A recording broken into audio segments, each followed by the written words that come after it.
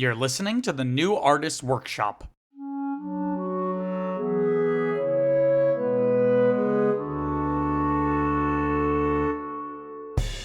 Why, you stuck-up, half-witted, scruffy-looking nerf herder! Who's scruffy-looking?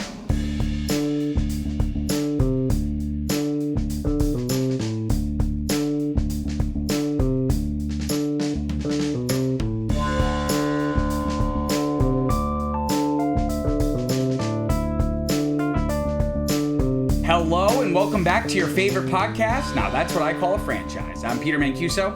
And I'm Viviana Metzger, and this is the show where Peter and I pick a film franchise and go through every single installment. The good, the bad, and the ugly. And to be clear, we're defining a franchise as a series of films with at least 4 entries. So, Viviana, what are we talking about today?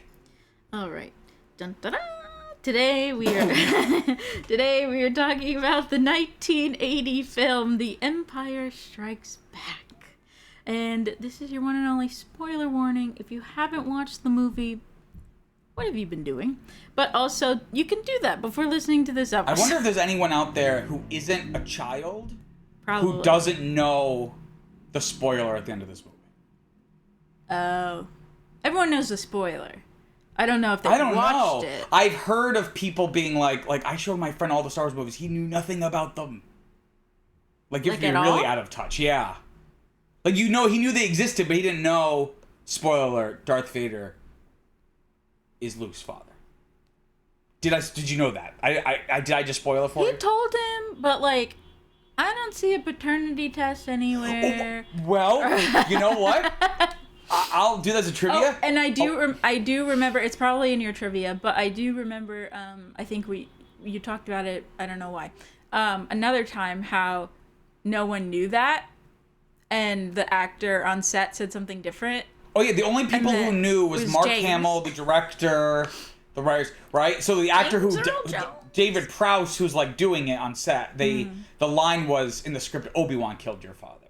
No, he did not. But what I was gonna say is that He's not dead. He's surely James Earl alive. Jones, when he read the script for the first time and read that line, like, I am your father, he went, surely he's lying. I know. And and James Earl Jones went, ooh, I wonder how they're gonna figure this out in the next one, like how George, they're gonna write this. Yeah.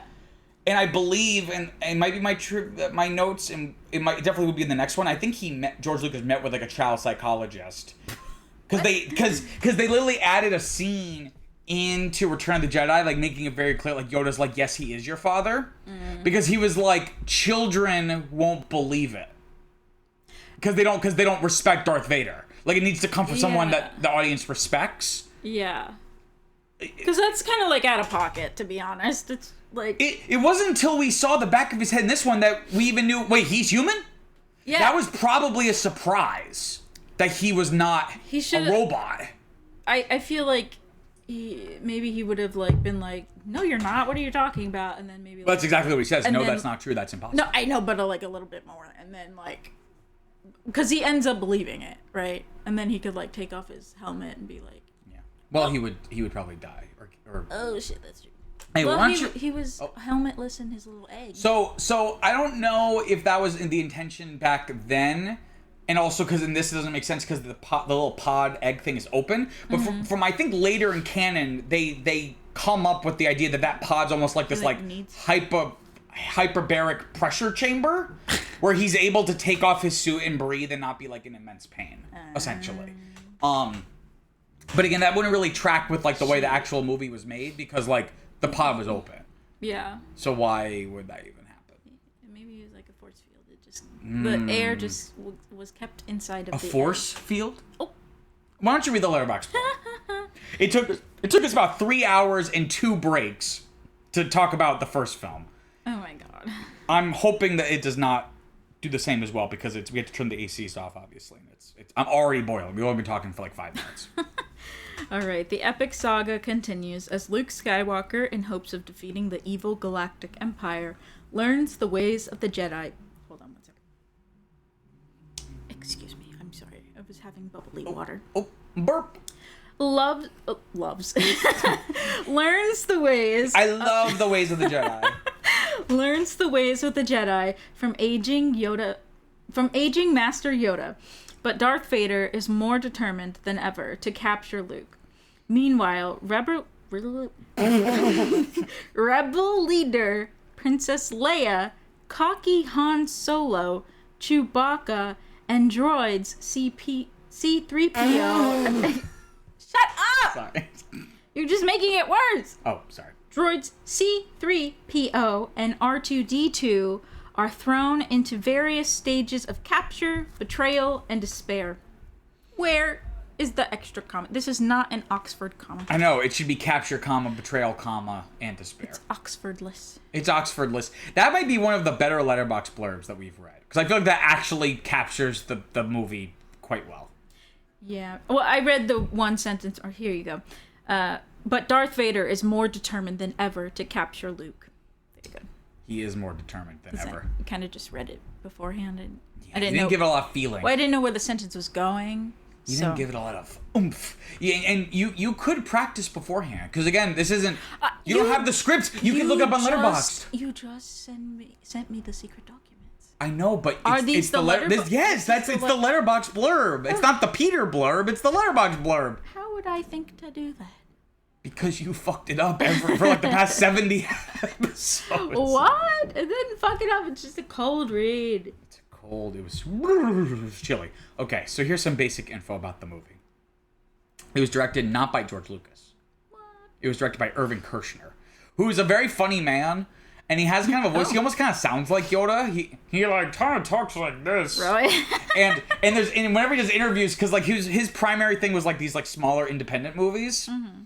So he's like, we were doing it, and we had the Yoda puppet, and I was like, what am I doing? And, blah, blah. And so interviews with him are really funny. But so he was a lecturer at USC, and he was George Lucas's like professor. Oh. I don't know how much older he cool. was. That's a good question. But I don't think it's like he was like 40 years older than George Lucas. Mm-hmm. Like, but in any case, that was like how they met. He was like a lecturer at USC. This was written by Leigh Brackett. A woman, so co-written, but not together. So it was originally written by Leigh Brackett. She was a prolific sci-fi writer, and she was dubbed the quote-unquote queen of the space opera. Ooh. And she co-wrote the 40s noir film The Big Sleep. She had also wrote The Long Goodbye, which was like a thriller in the 70s. Mm-hmm. So she was a pretty accomplished writer. And it was also then written by Lawrence Kasdan in his first major thing. He would then go on off of George Lucas being impressed with his work on this. He would then go on to write Raiders of the Lost Ark. Is that where I know him from? Yes, I know that name. Lawrence Kasdan wrote Raiders of the first Indiana Jones movie. And we'll talk about why there's two writers, but they didn't work together. We'll talk about that. It was produced again by Gary Kurtz. It was distributed by 20th Century Fox. It was released in May of 1980. It was made for $31 million, which was nearly triple the original film's budget. Oh, mama. And it shows.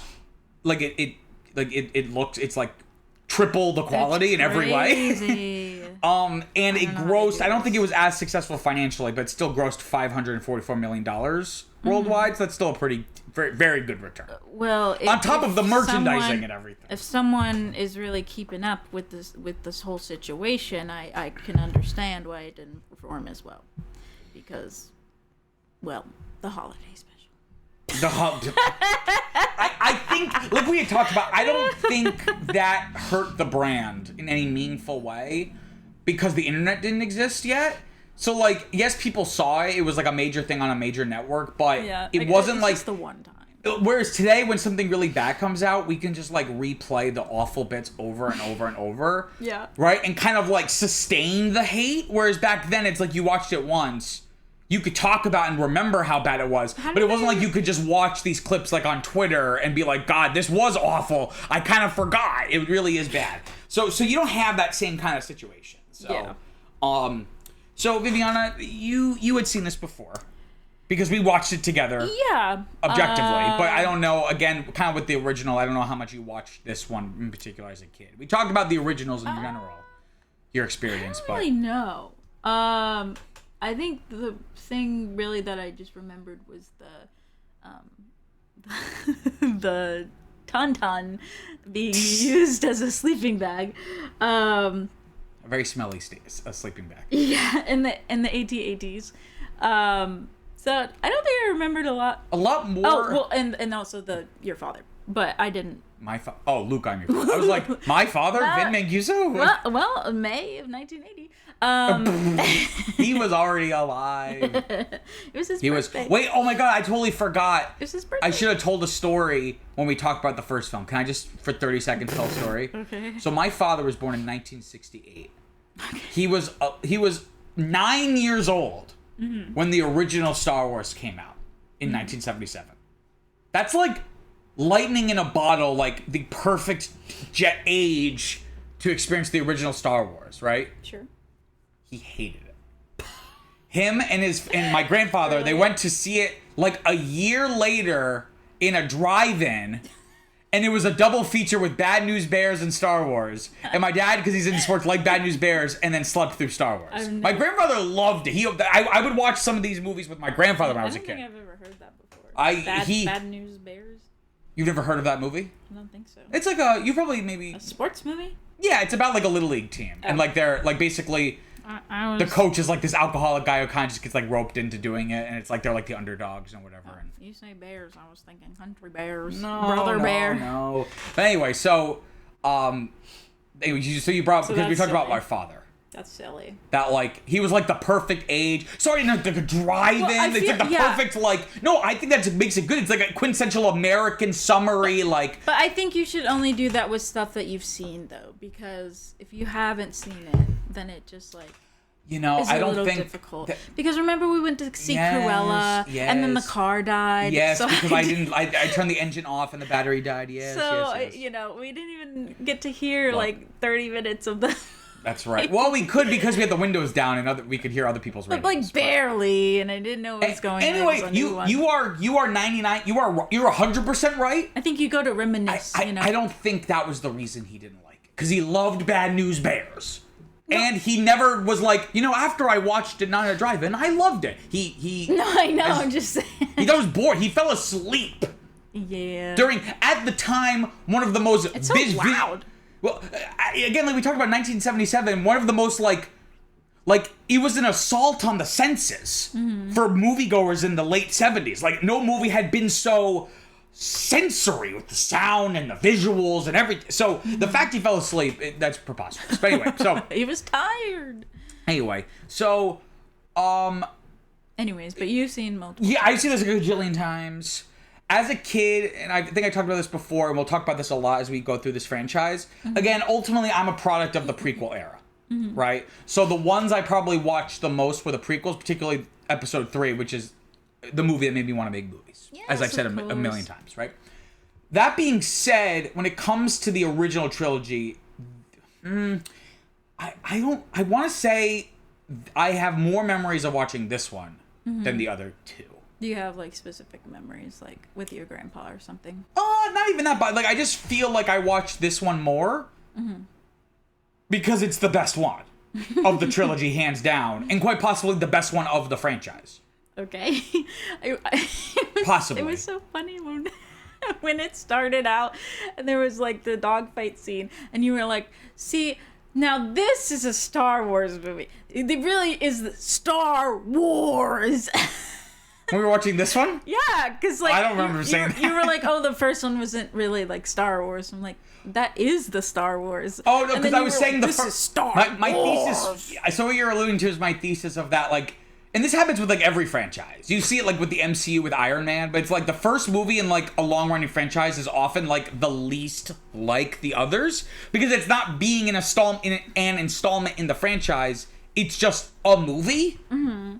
That doesndon't have any legacy that it's carrying on its back. Yes, of course. Right? Whereas this one well, I don't want to put the cart before the horse, but I think this is such a bold movie because it's so, like, we think of it very much like a Star Wars movie, but think about how, not just how different, but in what ways this is different than the original.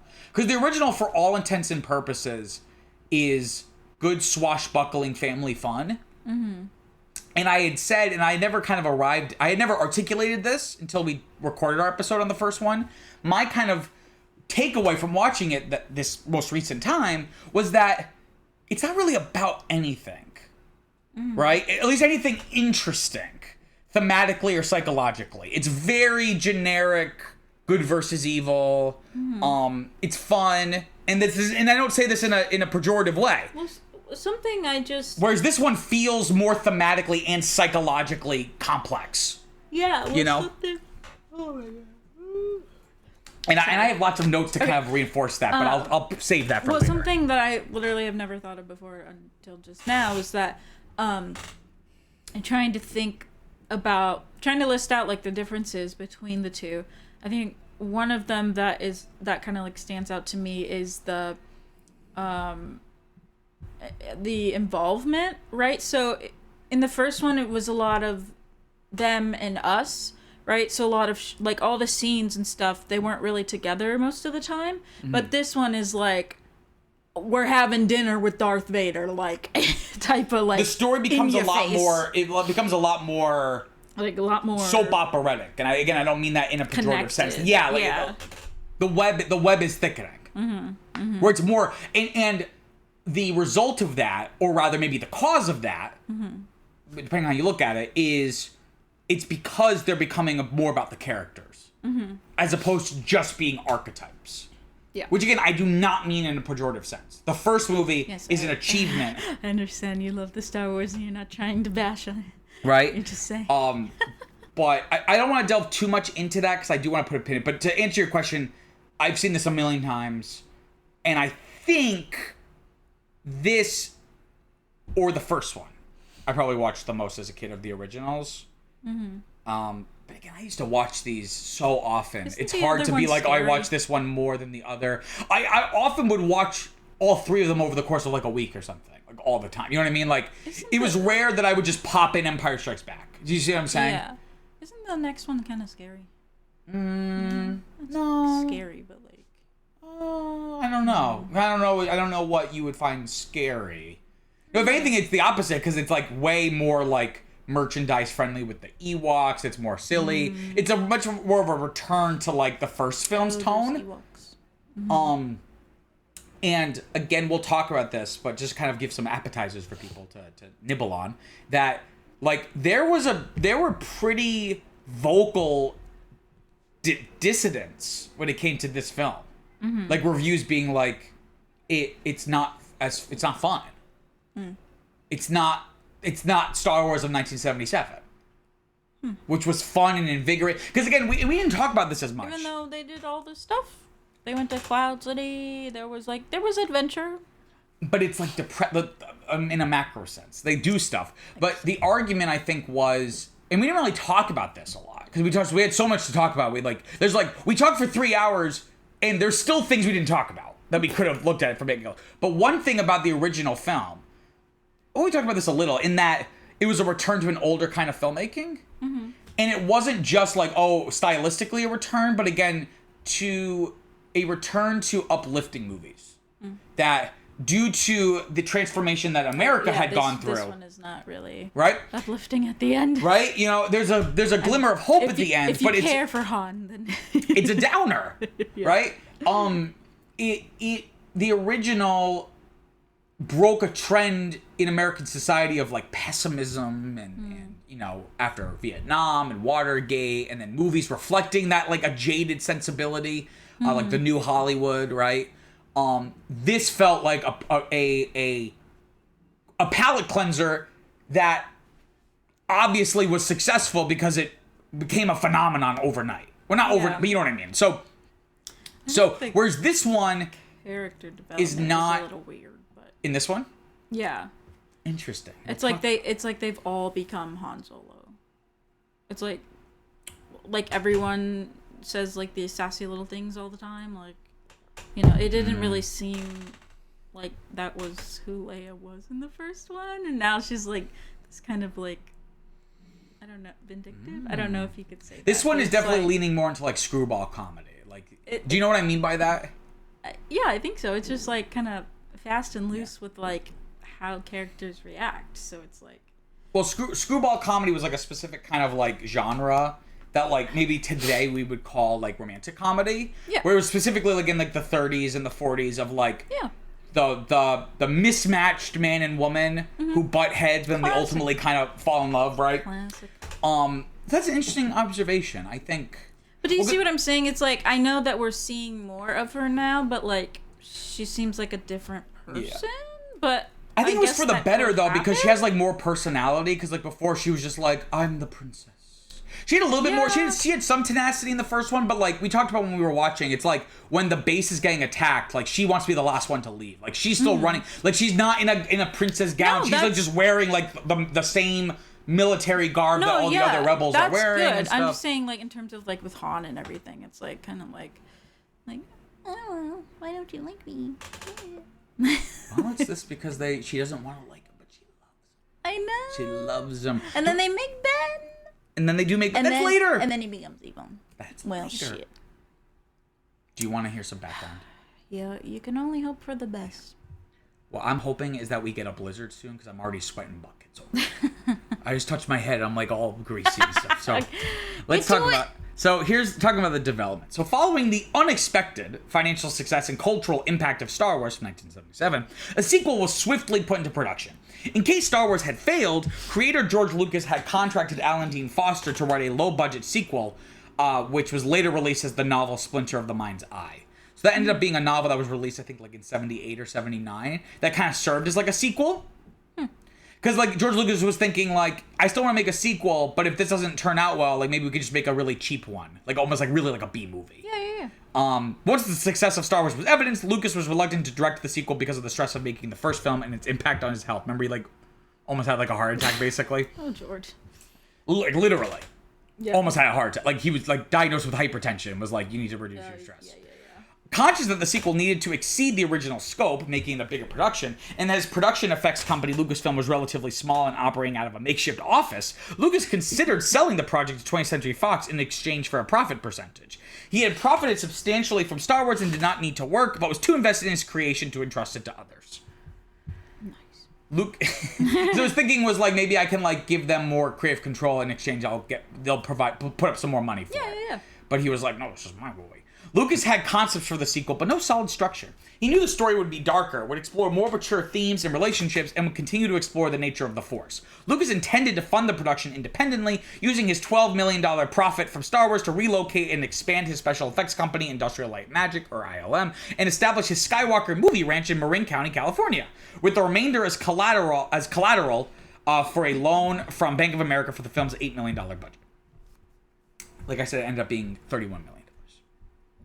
Not 8 million. Fox had already given Lucas controlling interest in the series merchandising and sequels because the studio had thought Star Wars would be worthless. The biggest oversight in Why? Because it was so, no pun intended, alien. No movie had ever been made like this. I guess so, but there was like space and alien stuff. Yes, and they weren't huge cultural phenomenons. I mean, you wouldn't expect that much, but I mean, have a little faith in something. Terms were agreed quickly for the sequel compared to the original, in part because Fox executive Alan Ladd Jr. had been supportive of the original and was eager for the sequel. The 100-page contract was signed on September 21st, 1977, which was like only 6 months after, however long, or only like 4 months after, dictating that Fox would distribute the film but have no creative input in exchange for 50% of the gross profits on the first $20 million earned, with the percentage increasing to 77.5% in the producer's favor if it exceeded $100 million. Filming had to begin by January 1979 for release on May 1st, 1980. The deal offered the possibility of significant financial gain for Lucas, but he risked financial ruin if the sequel failed. Because he basically was putting taking everything he had made off the first one and just putting it back into the second one. Yeah. And you give George Lucas credit. Like, I'm obviously very politically left and, like, eat the rich. But, and George Lucas, like, ultimately is a billionaire. And, like, it's disproportionate. Billions? He was a billionaire before, and then he sold Lucasfilm for $4 billion. So he made even more money. Not even millions. He's a bill. At least now, for sure. He was a millionaire then, but now he's a billionaire. But I will say he's never been someone to like blow. He's always been very philanthropic, which I have issues with philanthropy being a substitute for social programs. But he's always been well motivated, and like he'll just go to the food court. Like he's not just spending money just to spend it. Like he's just like a normal dude. Yeah. Right? Development for the sequel began in August 1977 under the title Star Wars Chapter 2. So notably not Episode 5. Yes. Lucas considered replacing producer Gary Kurtz with Howard Kasdan? I'm sorry. Because Kurtz had not fulfilled his role and left problems unresolved while filming Star Wars. Kurtz convinced him otherwise by trading on his longtime loyalty to Lucas and knowledge of the Star Wars property. Lucas took an executive producer role, enabling him to focus on his businesses and the development of Raiders of the Lost Ark.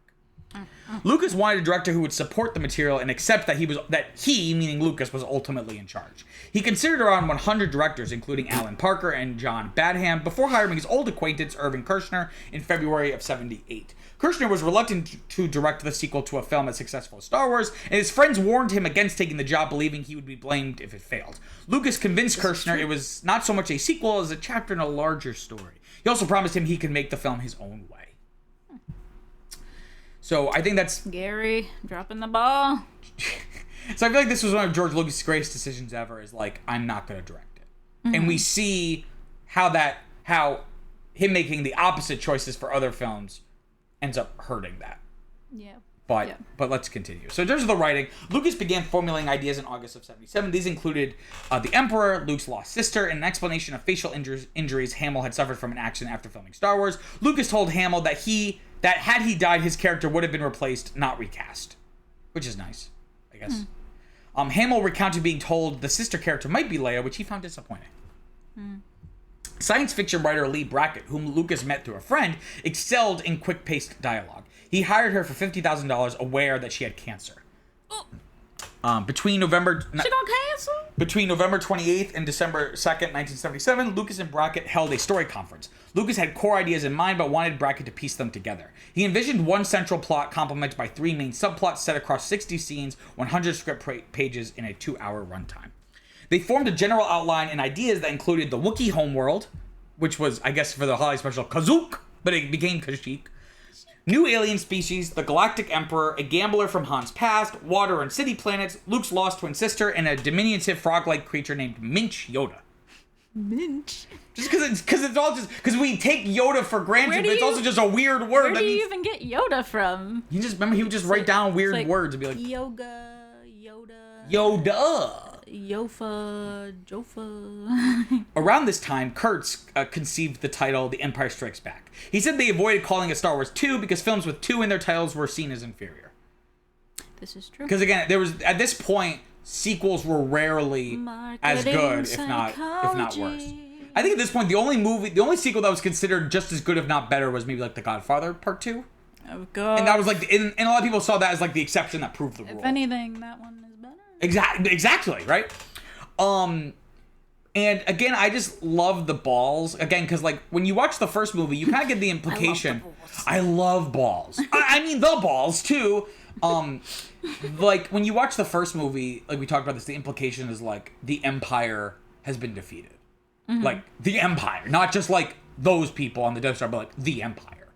I don't know. In 1977.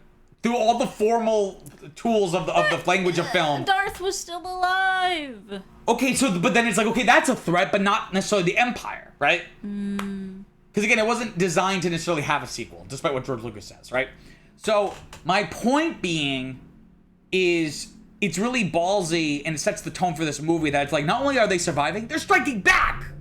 They're gonna basically kick their ass. Because ultimately, the heroes don't accomplish or win one thing in this movie. You said that. Every single possible subplot goes. The heroes lose. I was like, oh shit, I guess you're right. and I said this when it came out, but in Avengers: Infinity War is similar, right? And that felt like an Empire Strikes Back moment, like the snap. Spoiler alert, felt like an I Am Your Father once in a generation moment. But again, that's a movie that Fuck that movie. Anyway. It went too far. I know, but it worked. You being upset, mate, that means it was good. If you were upset. If it wasn't good, you wouldn't have cared. But I know, but the entirety of existence, now it's not just like a story anymore. Okay. Now it's like up there, you know? That made me no idea what you're trying to say. Uncomfortable. Well, how about this, to put things into context? Empire Strikes Back. Incredible movie, right? Of course. people felt the same way you felt about Infinity War in 1980, being like, this movie sucks. How could they end it like that? No, It's awful. I know. So what I'm saying is it's interesting how opinion changes over time. Brackett completed her first draft in February 1978 titled Star Wars Sequel from the Adventures of Luke Skywalker. The draft contained a city in the clouds, a chase to an asteroid belt, a greater focus on the love triangle between Luke, Han, and Leia, who is portrayed as a damsel in distress in the script. Interestingly, since it was a woman wrote it. That's what I'm saying. The Battle of Hoth and a climactic duel between Luke and Darth Vader. The ghosts of his father and Obi-Wan visit Luke, leaving Vader as a separate character. Because again, despite what George Lucas says, Darth Vader was never intended to be Luke's father. Right? The draft reveals Luke has a sister, who's not Leia. Han goes on a mission to recruit his powerful stepfather, and Lando is a clone from the Clone Wars.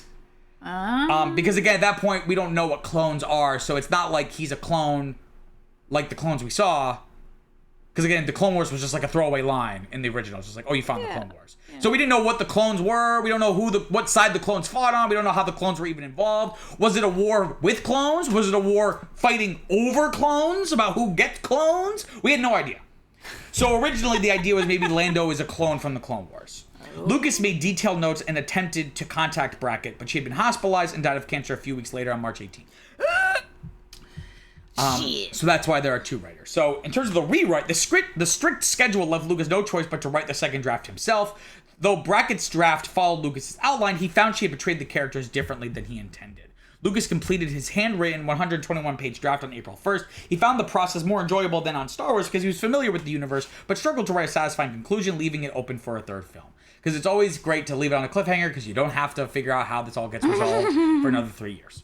This draft establishes Luke's sister as a new character undertaking a similar journey, Vader's castle and his fear of the Emperor, distinct power levels in controlling the Force, Yoda's unconventional speech pattern, and bounty hunters including Boba Fett, who again we saw introduced in the holiday special of all places. Lucas's handwritten draft included mention of Vader being Luke's father, but the typescript omitted this revelation. Despite contradictory information in his drafts that included the ghost of Luke's father, Lucas said he had always intended for Vader to be Luke's father and omitted it from scripts to avoid leaks. That's bullshit, Lucas. You did not do that. And I believe there was versions of drafts where there was no Yoda figure. He goes to Dagobah and basically trained by the ghost of his father. I think in earlier drafts from what I read. Not Obi? No. Because again, they weren't sure if Alec Guinness would want to come back or if he could. And ultimately, the stuff that they filmed for this, he filmed they did it in a day. Everything. Because again, he didn't have to be on any of those sets. They could just film him somewhere and then composite him in. Yeah. Right? So they probably just did it in a back room or something, probably. Alec Guinness was like, all right then, give me my money, give me my 1% again. That was my best Alec Guinness impersonation. I don't think it was half bad. Alec Guinness has a very distinct voice. Anyway, Lucas included elements such as Han's debt to Jabba, the Hutt, and recontextualized Luke leaving Dagobah to rescue his friends. In Brackett's draft, Obi-Wan instructs Luke to leave. Lucas had Luke choose to do so. He also removed a scene of Luke massacring stormtroopers to convey him falling to the dark side, wanting to instead explore this in the next film. And that's going to be something I have a problem with in the next film. So he brings it back up, because he did mention Jabba in the first one, right? Yes. So. Because that conversation with Greedo, they say Jabba. Yeah. They talk about Jabba. And then they filmed that scene where he was going to go see Jabba. Remember? When he was in front of his ship, right? Yeah, and they filmed it with this a dude in a big furry coat, and they were going to maybe replace it with stop motion or something. And then for the special editions, they CGI'd a Jabba the Hutt. And infamously, because the way they blocked the scene with the human, Han walks around him, but now that he's a giant CGI slug, they had to CGI Harrison Ford lifting up behind Jabba as if he's stepping on his tail. I remember you saying that, yeah. Anyway, in June 1978, impressed with his work on Raiders of the Lost Ark, so I guess it was reversed. So he was brought in to do Raiders of the Lost Ark first, and he was impressed with his work. So Lucas hired Lawrence Kasdan to refine the script. Kasdan was paid $60,000. Oh, $10,000 more than Leigh Brackett. He's just touching up the script, and he got paid more. The pay gap is real. That's fucked up. That is fucked up. I'm not just being funny. And also, funeral costs. And she whatnot. wrote a whole ass draft, and he was refining. Any writer could tell you it's easier to refine than start from scratch. Of course. Oh my gosh, the blank page. The blank page is scary. It's laughing at me. It's like a mirror looking back at me and my insecurities. We should call George and be like, "What the fuck, man? Well, we love George Lucas. I love George Lucas. He's my problematic fave. But he did insist Carrie Fisher wear no bra because there's no bras in space because it would by his estimation, it would strangle. Anyway, in early July, Kasdan, Kershner, and Lucas held a story conference to discuss. I would love to have a story conference. Right? They do this in Hollywood. They'll go away to like a lake house for a week, like a weekend, and like just basically hash out like a script. They did it for Toy Story 3, I think. Oh, it's not just like when they're sitting at the big table. That's probably what it means, but like that implies that it's like more than just like an hour-long conversation. Like it's Anyway, they held a story conference to discuss Lucas's draft. The group collaborated on ideas, challenging Lucas when his made no sense. Lucas embraced their ideas. As we learned in Raiders of the Lost Ark, George Lucas sometimes doesn't have the greatest ideas, like trying to make Marion a 13-year-old girl. When in the past, when they had their affair, the idea was that he was going to be like 25 and she was 13. And Steven Spielberg and Lawrence Kasdan went, no. I'm still going on a limb here. No. Wait, so were they being filmed at the same time? Was Harrison? They were being developed because I think Raiders of the Lost Ark came out in 81. Okay. So, semi at the same-ish time. I don't know when this wrapped. I mean, probably wrapped before they filmed. They were probably working on them in a macro sense at the same time, but I think this finished filming, and then they started shooting Raiders. And I believe when we talked about Raiders of the Lost Ark... I'm just thinking about his time. Idea or George Lucas? Harrison. Like, well, that's what I'm saying. Going back and forth. Spielberg saw early footage from this and was like, that's our Indiana Jones, right? Yeah. Like, off of this. Because if you think about it, he's way cooler in this one than the first one. Because in the first one, he's like, listen here, sister. Like, he's kind of more, like, almost funnier? I don't know. Is he funny? I don't know. He's goofy. He's really sassy in that one. I don't know. Anyway. He was very sassy. Mandated to deliver a fifth of the script every other week, Kasdan began his rewrite, focusing on developing character relationships and psychologies. Right? So that's what I was saying, where it's like this one has an emphasis on both of those things, which the first one didn't really try to do any of. He completed the third draft by early August. This version refined Minch Yoda, alternatively named the Critter. Minch, Buffy, and simply Yoda. Those were different names. From a slimy creature to a small blue one. Each version retained the character's long life and wisdom. Yoda was intended to teach Luke to respect everyone and not judge by appearances and defy audience expectations. Right? Because again, we don't really know what Jedi are like. The Jedi are like, right? So we are in Luke's POV where it's like when we watch this, we see Yoda come on screen for the first time. We know, okay, that's Yoda, the Jedi Master. But if you're just watching this, you might just think this is just some weird creature. Like, you don't expect the Jedi Master to be this little guy. Yeah. Like, you don't imagine that, right? So it's, so it definitely was probably a head fuck in 1980. The draft tightened or expanded dialogue to better pace action scenes, added more romance, and added or changed locations, such as moving a Vader scene from a spaceship deck to his private cubicle. His little orb. Lucas removed a line mentioning Lando deliberately abandoning his people, and had Luke contact Leia through the Force instead of Obi-Wan's ghost. Which I guess was maybe going to be. Oh, Obi ain't no messenger. Hey, Obi, go tell my sister. Although some of Brackett's ideas remained, such as Luke's Dagobah training, her dialogue and characterization were removed. Kasdan described her take as from a, quote, different era, lacking the necessary tone. Kazanjian, who is, I think an associate producer on this, did not believe the Writers Guild of America West would approve of her receiving credit, but Lucas liked Brackett and supported her credit as co-writer. He also provided for her family beyond her contracted pay. So... yeah, what the fuck? Why would she not get credit? Because the Writers Guild has certain rules, if a writer writes a certain amount, they get the credit. You have to write a certain amount of it, and I guess by their explanation, not much of her original draft remained. Yeah, but that's what they were working off of. I know, but just the WGA rules are a certain way. To protect their union member, i.e. Kasdan, it's like he wrote the majority of it, of what's there. Right? So she still probably would have gotten a story or a additional screen. She may have gotten some kind of credit or no credit at all because she got paid, right? So that's the argument. It's she got paid. That's your credit. You know what I mean? Wow. I'm not agreeing with it. I'm just saying that's sometimes how the industry works. In terms of casting, Hamill and Fisher were contracted for a second, third, and fourth film, but Ford had declined similar terms because of earlier bad experiences. He agreed to return because he wanted to improve on his Star Wars performance. Hamill spent 4 months bodybuilding and learning karate, fencing, and kendo to prepare for his stunts. Which I believe one of the trivia bits, except for one, he did all of his own stunts. Really? Supposedly. No. I think the only one was when he's like getting sucked down the thing at the end. He does the front flip? I think so. No, he doesn't. I don't know. Also, when he's upside down, you can see he's not trying too hard. I don't know, dude. I don't know what you want me to tell you.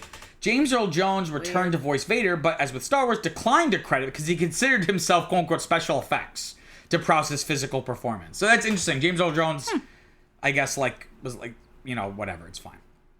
No. He earned $15,000 for half a day's work plus a small percentage of the profits.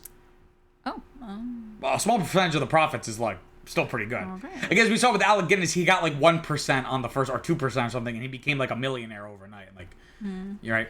Alec Guinness said he could not return as Obi-Wan because his failing eyesight required him to avoid bright lights. Recasting him was considered, but determined to recruit him, Lucas agreed to a deal in late August 79, which gave him a more limited role. Guinness was paid 0.25% of Empire's box office gross for his few hours of work. The dude made out like a bandit on both of these movies. Billy D. Williams was cast as Lando Calrissian, making him the first black actor with a starring role in the series. As we know, not the first black character. Diane Carroll from the holiday special as the porn character. Yes, Diane. Also, I'm sorry.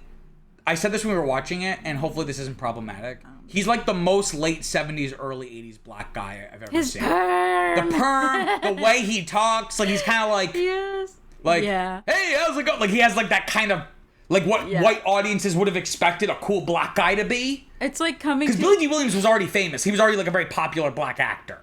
He was really cool. It kind of reminds me of Coming to America because the boyfriend that she has is very his the Jerry curls, yeah. Is the Jerry curls, but also is very 80s acting. I don't know.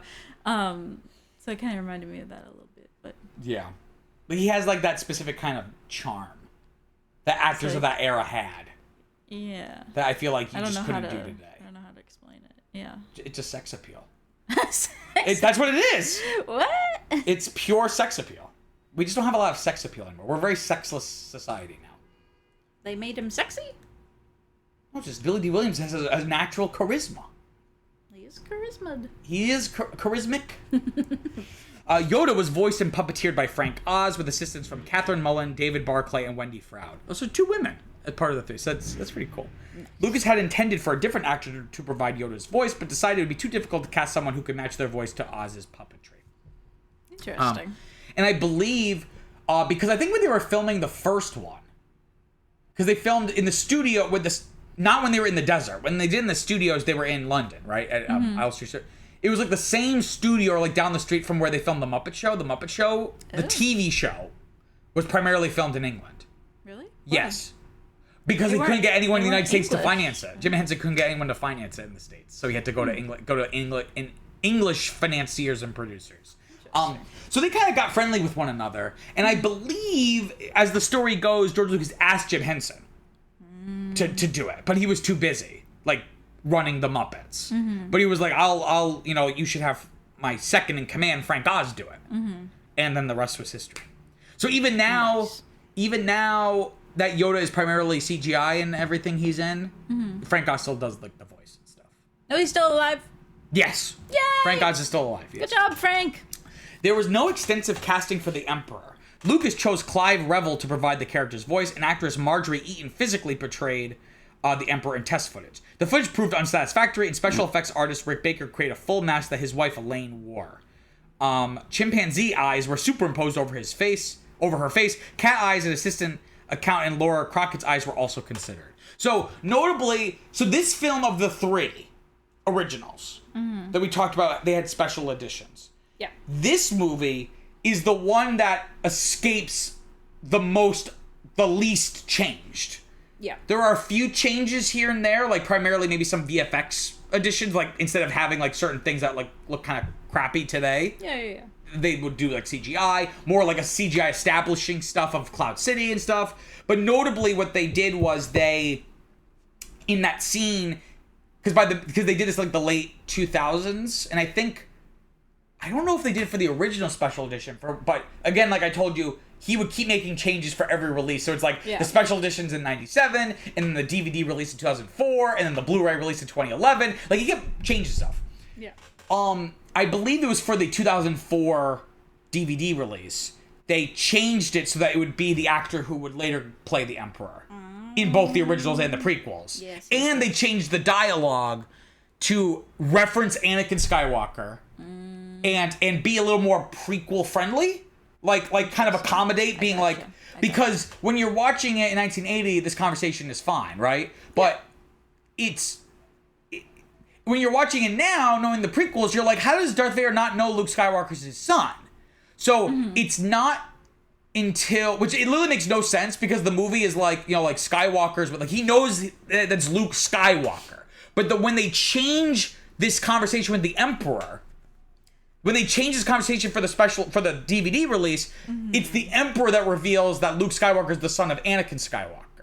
But they talk in the third person because, again, to make the logic make sense, it's like Anakin Skywalker is dead. I killed him. I'm Darth Vader now. I'm a new person, essentially, right? But it's really dumb because it's like, we've already seen him in this movie. He knows Luke's last name is Skywalker. Yeah. Whereas with this scene, they don't really address that. So when you rewatch the movie, it's like he knew Luke was his son, which explains why he's so obsessive about finding Luke, right? So, okay. Wait, but I thought he didn't know about them. He didn't, but once he finds out, hey, the guy who blew up the Death Star's name is Luke Skywalker, I think he puts two and two together. Right? What if his name was like... And again, Johnson. in 1980, you're going off of prequel logic. In 1980, we don't have any idea of what Darth Vader knows or doesn't know. No, I know. That's what I'm saying, is how would he know in this situation? Because again, in Return of the Jedi, there's a conversation where Leia talks about remembering her mother. So the implication being that she was maybe like 3 or 4 when she died. As we see in the prequels, they're like literally born and then she dies. So then they try to then kind of retcon and go like, well, she could see in the Force her vision of her mother, right? Yeah. But so in 1980, for all we know, Anakin became Darth Vader when Luke was like 3, knew very well that he existed, but just like left to go be evil. Like we don't, in 1980, we have no idea what Darth Vader knows or doesn't know. Yeah. Right? Because we don't know when he became Darth Vader. We don't know when he left. That's why it seems like he's lying. Exactly, right? But it kind of ruins what I think is the best part of this movie, which is like Vader's character arc in this movie. Mm-hmm. If you can call it that, but like his kind of like his like like the analysis I'm gonna do, and I'm gonna put a pin in it and save it. Okay. But this is one of the things that special edition change kind of ruins it. Because it undermines his obsession from the first time we see him to find Luke. Right? If he doesn't realize Luke is his son until halfway through, it kind of undermines the thematic and character arc that Darth Vader kind of goes through. Well, he was just mad, right? You could just say he was just mad. You could say anything. Yeah, no, I know that. It's like, that's what annoys me about the changes with the prequels, is like none of the things in the prequels contradict anything, but it just kind of supplants what was the obvious implication. Mm-hmm. Right? In a way that doesn't actually contradict the original films, but change our understanding of the original films in unconstructive ways. But I'm going to put a pin in that. Let's continue. So pre-production. Pre-production began in early 78. Although Kershner wanted 2 years, this phase only lasted a year. So moving on to filming. Principal photography began on March 5th, 1979 on the Hardangerjokulen Glacier near Finse, Norway, which represented the planet Hoth. The location filming coincided with the area's worst snowstorm in half a century. Kind of like when they went to Tunisia and they had the first rainstorm in like 50 years. And this impeded the production with blizzards, 40-mile-per-hour winds, and temperatures between negative 26 degrees Fahrenheit and negative 38 degrees Fahrenheit. The weather cleared only twice. Some days filming could not take place. The frigid conditions made the acetate film brittle. Camera lenses iced over, snow seeped into equipment, and effects paint froze inside the tin. To counter these effects, lenses were kept cool, but the camera body was warmed to protect the film, battery, and camera operator's hands. The crew was outside for up to 11 hours at a time, being subjected to thin air, limited visibility, and mild frostbite. One crewman slipped and broke 2 ribs. The difficult conditions led to strong camaraderie among the crew members. Oh my god. I didn't think they were actually in a place. This is back in the day. You want to be in snow, you gotta go. You want the snow, you gotta go. Oh my god. On top of that, avalanches blocked direct transport links and trenches dug by the crew quickly filled with snow. Scenes could be prepared only a few hours in advance, and many scenes were filmed just outside the crew's hotel as the shifting weather regularly altered the scenery. I believe I heard Sir Irvin Kershner was like, I felt so bad because, we had scenes of Harrison walking through the snow, and we were basically just filming in the doorway of the hotel, all nice and warm. Again, we should pull up some clips of Irvin Kershner, because he's a funny guy. He's also, not to be mean, he's also kind of like funny looking. Is he? A little, kind of. And his voice, his personality, and the way he looks, it's just a great combination for just like a great movie character. Right? Anyway. Back in England, the shoot was strenuous and mired in conflicts. Fisher suffered from influenza and bronchitis. Her weight dropped to 85 pounds while working 12-hour days. I mean, she's pretty short, but that's still all, ridiculously low. Oh my god. While working 12-hour days, and she collapsed on set from an allergic reaction to steam or spray paint.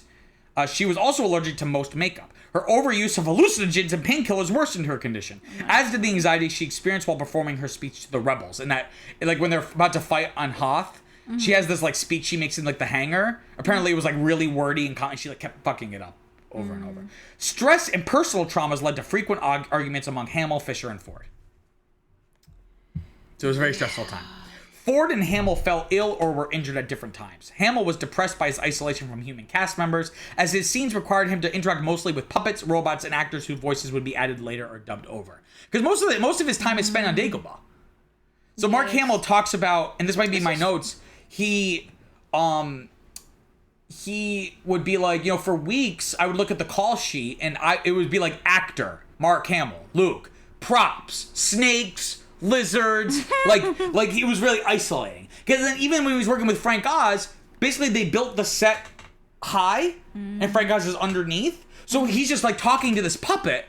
But then when they yell cut, Frank Oz stops puppeteering it, so he's just alone, essentially. Oh, but he doesn't talk to the cast or the crew, I guess, but they're working and stuff. They're running around. Whereas if your actor's just waiting for the next take, you got to fool around, joke around, talk, and so he said it was very isolating. Yeah. He was meant to use an earpiece to hear Oz's Yoda dialogue because again, it's through the floor that he was talking. But for various reasons, this did not work, and he struggled to form a relationship with the character. The Dagobah set was liberally sprayed with mineral oil, which caused him physical discomfort for long periods. Hamill called it a, quote, physical ordeal the whole time, but I don't really mind that, end quote.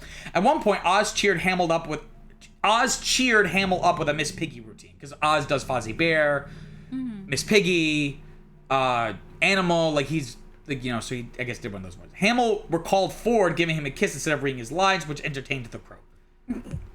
Bank of America representatives visited the set in late March, concerned about rising costs. Lucas rarely visited the set, but arrived on May 6th after realizing the production was behind schedule and over budget. An official Lucasfilm memo instructed staff to misstate the film's direct cost as $17 million. Looks like you're trying to commit fraud, George. At this point, Kurtz and Lucas estimated it would cost $25 to $28 million to complete filming. Finances ran out in mid-July when Bank of America refused to increase the loan. The crisis was kept from the crew, including Kershner, and tactics were used to delay its impact, including paying staff bi-weekly instead of weekly, and Lucas borrowing money from his merchandising company, Black Falcon. Lucas worried he would have to sell Empire and its associated rights to Fox to sustain the project, losing his creative freedom. Fox was also threatening to buy out the bond and take over filming. With about 20% of Empire left to film, Lucasfilm president Charles Weber arranged for the Bank of Boston to refinance the loan to $31 million, including $27.7 million from Bank of Boston and $3 million guaranteed by Fox in exchange for an increased profit percentage of the theatrical returns and 10% of merchandising profits. Lucasfilm took out the loan, making the company directly liable. So that's dangerous.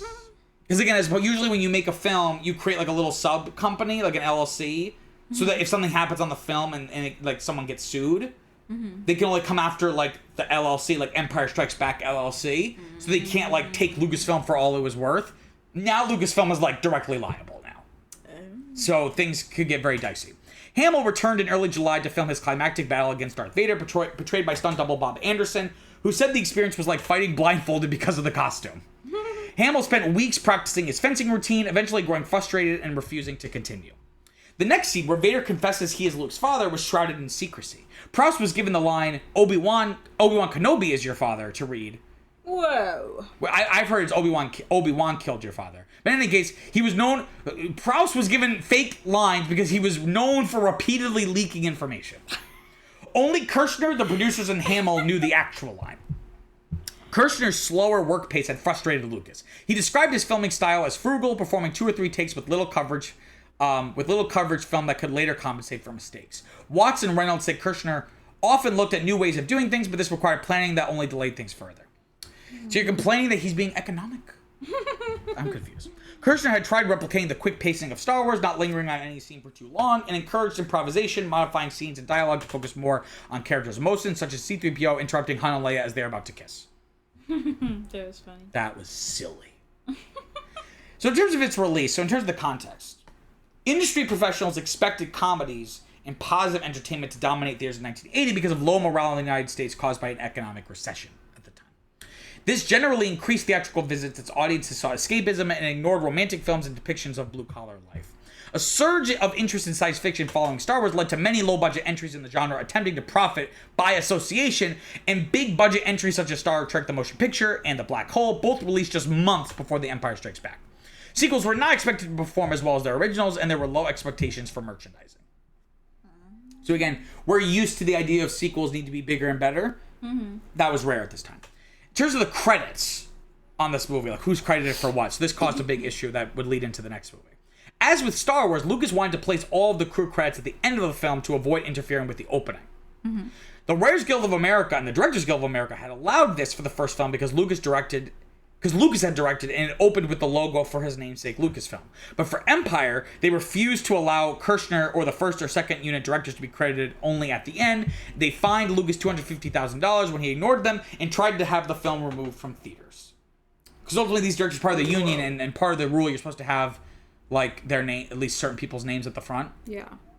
Oh wow. They were like, oh, well, the first one's fine because you wrote and directed it and your name is at the front because it says Lucasfilm. Yeah.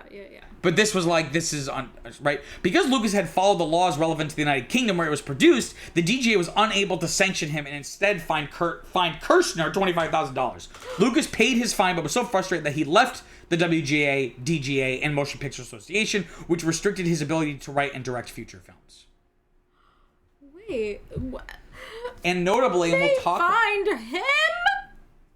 Because I guess he was, like, allowing it to happen, I guess.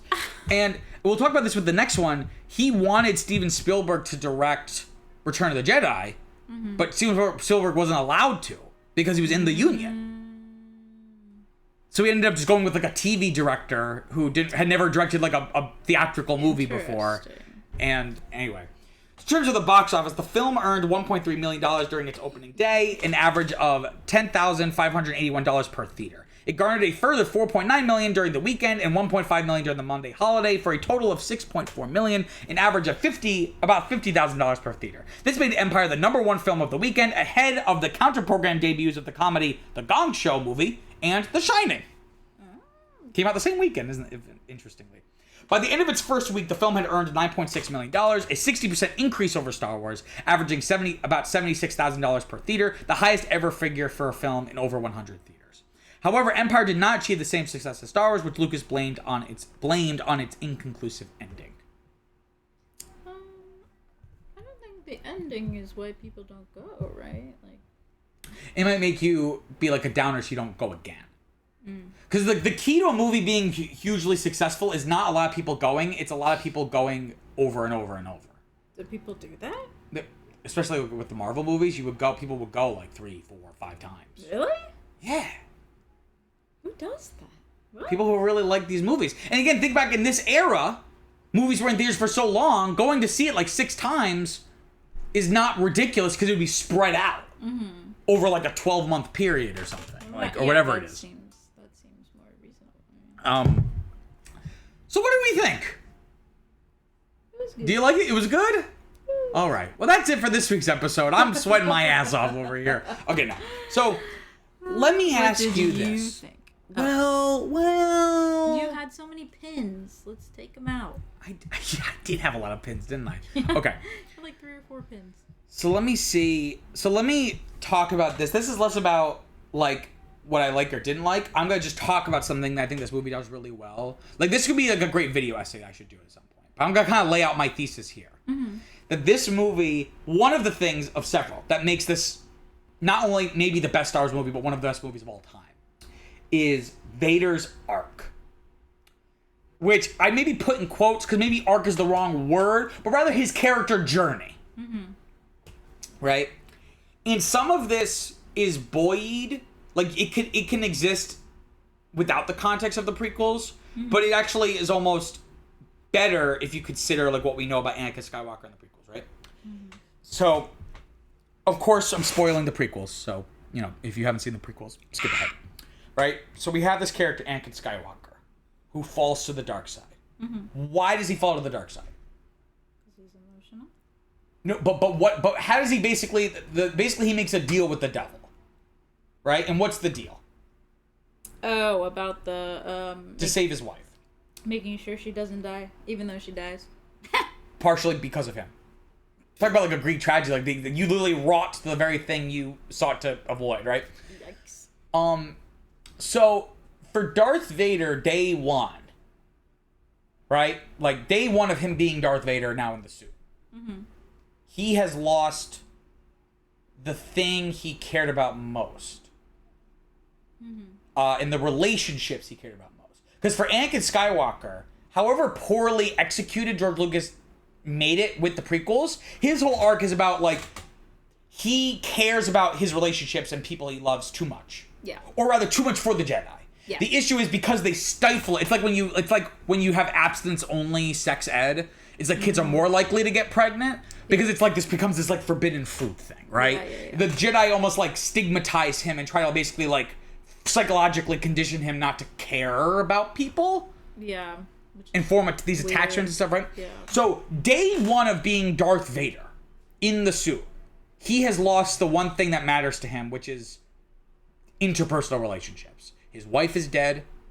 His best friend, he hates now. Yeah. Oh. Right?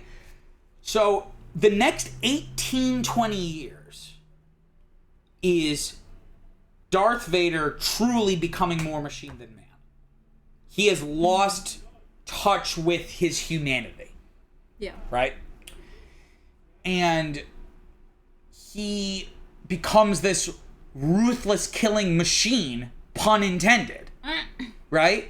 And when you read, whether it be the old canon or the new canon, there's all these stories of him like mowing down these enemies like without breaking a sweat. Yeah. Right? Because who could stand up? He's the chosen one. Who could stand up to him? He's the most powerful Jedi in the universe. Powerful person in the universe, right? And then Luke comes into the equation. Right? And he realizes whether we're watching this in this version, whether he knew he had a son or not, but if we're looking off the prequels, he discovers I have a son. Yes. That my wife was able to give birth to our child. Because he doesn't know there's another child. Which either. he assumed that he died as well. Like how would they save the children? Yeah. Too, if she died, right? Because the Emperor told him you killed she died, but he doesn't say, oh yeah, but the kids were born. Yeah. Right. So for all he knows, right. So this is a shock to him.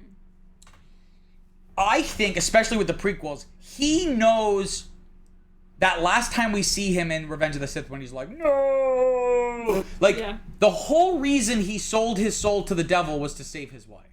And now he's essentially in a contract he cannot get out of. He has sold his soul, and the damage is done. And that he would do his bidding, right? He would just work for him. Yeah, basically come be my apprentice, and I'll teach you the secrets of eternal life, essentially, like a keep her from dying, right? Right. So yeah.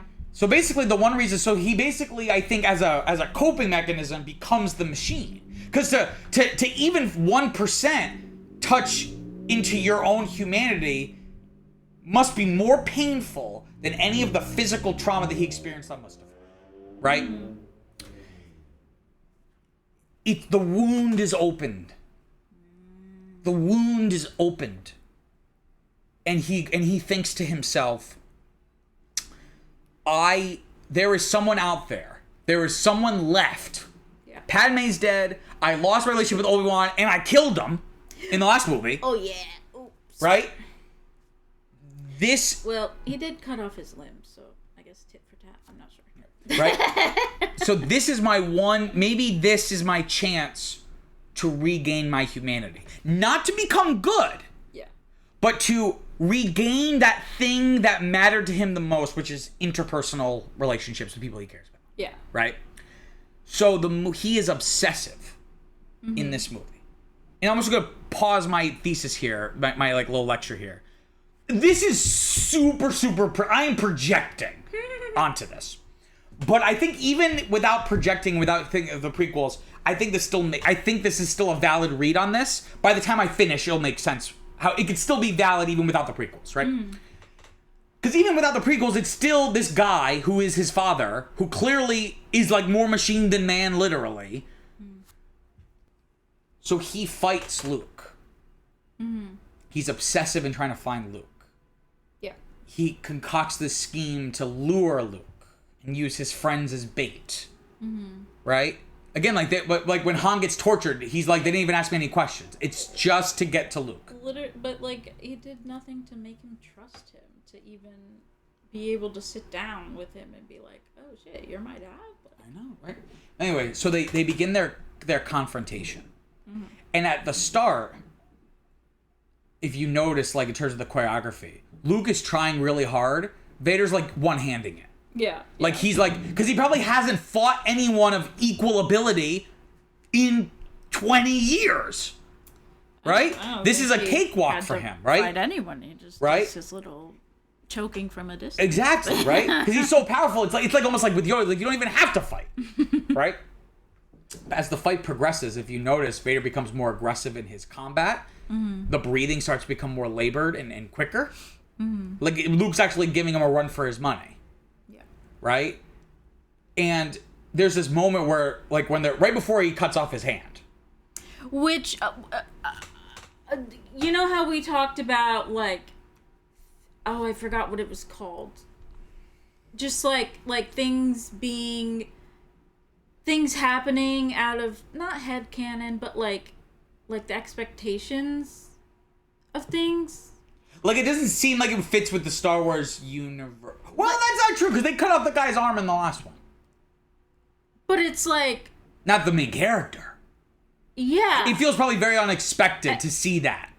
It was, like, very jarring. It was very jarring, which is so weird, because, like, with Anakin, I'm like, oh, yeah, he gets all burnt and chopped up, like, you know, that's just normal. But, like, for Luke, like, it seems really weird to just, like... Because the original is like a fairy tale, like, ooh, da da da, like it's all happy-go-lucky. And hand off, like, what? Yeah. And his face is all bloody because he's been smacked around by all, like, the pieces of stuff. And maybe, like, hurt. Maybe, like, burned a little bit. His whole ass hand gets chopped up? That's crazy. But anyway, so if you notice, the fight becomes more and more, like, Vader has to try harder and harder. Right? And there's this moment when they're on, like, that bridge over the chasm. Yeah. Like, right before he cuts his hand off. Yeah. And Luke gets, like, a good whack on him. Like, hits his shoulder with the saber. And Vader... James Earl Jones does this great, like, yell, almost. Where it's like, Vader's, like, almost like... He's like, okay, now I gotta take the gloves off. Like, the gloves are off, like... I can't remember the yell specifically. He's just like, wow! Like, he's like it's you see this arc to the fight. He cuts off his hand, whatever, and he's like, Luke, I'm your father. And he says this because what does he say? He says, you're too powerful. The Emperor has foreseen this. And without saying this explicitly, he's like, we can overthrow the Emperor. Yeah, he's and like, rule the galaxy as father and son. Yeah. Because to him, again, it's not that, Luke represents a chance for me to be redeemed. It represents a chance for me to share in my power with other people that I care about. You know what? I don't give a shit if you're my father. You just chopped my damn hand off. So, goodbye. And, no, so right, so he's saying this, and Vader, this is the first time we've seen Vader ask anyone for anything. Every time we've seen him, he's been telling people, he's ordering people, or he's choking people. He's commanding them. This is the first time that he is asking. and he's stretching his arm. Not only stretching his arm out, he's leaning forward. Yeah. This is the most that Darth Vader has been a human being in like 20 years. Crazy. And what does Luke do? He rejects him. Yeah. He thinks, I would rather die than join you. And it's kind of funny in the moment, but when you think about this in the way I'm framing it, so he has his arm outstretched to Luke. Yeah. Luke lets go and drops, and you see, it probably just David Prowse just being like, okay, I have to lower my arm. But the way he lowers his arm almost looks like this rejected, like this dejected kind of, like, I'm so awful that my own son would rather die than He just join. chopped off his hand. Well, to stop the fight, because he's like, So? You could have said something before, in the middle. yes. You know? But I'm trying to look at a narrative level. No, I know. Like, well, how can we ever repair this relationship? You cut off my hand. Well, I'm saying it was bad. It was bad already, and then. Because in the Star Wars universe, that's just like getting injured, because you're gonna get like a little thing. Well, it's the technology must have advanced because Anakin just gets Had like a little robot finger. yeah, little robot, whereas they just Yeah. Mark's hand was just there. Yes. But my point being is that his reaction is like this one of abject dejectedness. Mm-hmm. Right? Where it's like, I finally put myself out there, which is like a really understated way of saying it. Yeah. But again, the dark side is not about reflecting on your own errors. Mm-hmm. In a moment like that, rage takes over. Yeah. Right? So the next time we see him, the next time we see Vader, he's like barreling down a hallway. Now he's not running, but he's like power walking essentially. Yeah. And people are trying to catch up with him. And James Earl Jones delivers this line, and the performance of it is great. He just says, "Bring me my shuttle." And the way he says it, it's like he means fucking business. Like, I'm gonna go find him, and I don't know what I'm gonna do. Right? Yeah. And again, it's like, he's this is the only time he's ever asking something of someone. He's like, don't make me destroy you. Yeah. He starts FaceTiming with Luke later, and he's not saying like, fuck you. He's just like son. He says, son, come with me. And he says, father. He says, father. He says, son, it is your destiny. Mm-hmm. It goes, because when you're first watching the movie without knowing this, it just seems like I'm trying to catch him because it's like he blew up the Death Star and I'm evil and he's good. Of course. But then it becomes this Vader's foolish attempt to try to fill the heart-shaped hole in his soul. And that's why I fucking love this movie. One of several reasons. Because I think it's just great character work for for all intents and purposes was a goon in the first one. Mm-hmm. Again, when you're watching the original 1977, that's so sad. His entire life was fucked up because he cared too much. Exactly. That's what I'm saying. What? That's what I'm saying. And if you notice in Revenge of the Sith, he echoes something similar to Padme when they're on Mustafar before he like chokes her. He's like, I'm more powerful than the Emperor. I can overthrow him. You and I can rule the galaxy. Like, this is a recurring thing for him. Yeah. For him, his ideal reality is me and mine controlling everything. Yeah. Because control, the reason why you want control is so you don't feel afraid. That's why people try to control things in their life that they can't. Because it's scary to accept that there are certain things out of your control. Mm-hmm. And for Anakin Skywalker / Darth Vader, that includes death, potentially, losing Padme dying, losing the ones you care about, right? And that's what drives him. Oh shit! And Yoda puts it best in this, talking about the dark side. Yeah. Because it's like Luke asks, like, is the dark side stronger? And he says, no. It's quicker, easier, more seductive. Yeah. Right? And that's what I love about this is that the first film, they only say the word dark side once. Obi-Wan says Vader was seduced by the dark side of the Force. And looks like the Force. And then we kind of divert and kind of talk about the Force. Yeah. This one really explores, like, what is the dark side? Right? Yeah. Because that's really Luke's kind of arc in this movie. And they try to do it a little bit in the next one. and I have a lot of problems with that, and I'll save that whole rant for that movie. But in this, it's about, like, that's what Yoda and Obi-Wan, wrongly or not, are trying to tell Luke, where it's like he says, is like, if you go, you might be able to help them, but if Vader gets a hold of you and turns you to the dark side, you'll have destroyed everything that they fought for. And Yoda is very,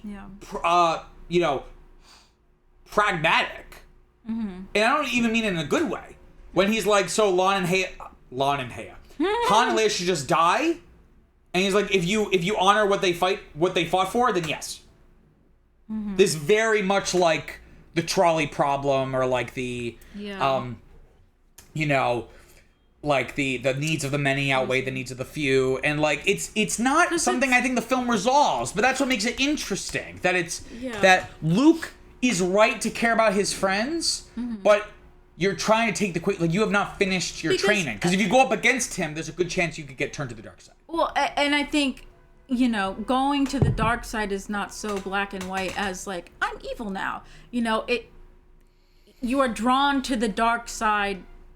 It's seductive. Because you want to help your own, so you're willing to kind of, like, bend on ethics or whatever, and it just kind of... Like, the ends justify the means. Tumbles from there. So, This is a thing that has annoyed me about Star Wars lore and fandom. Because, like, well, hold on. Because theoretically, Anakin didn't have to change to the dark side. He could have just said so. And just, like... lie, basically. Yeah, just lie so that he can get, like, the life or whatever and save Padme and then go back.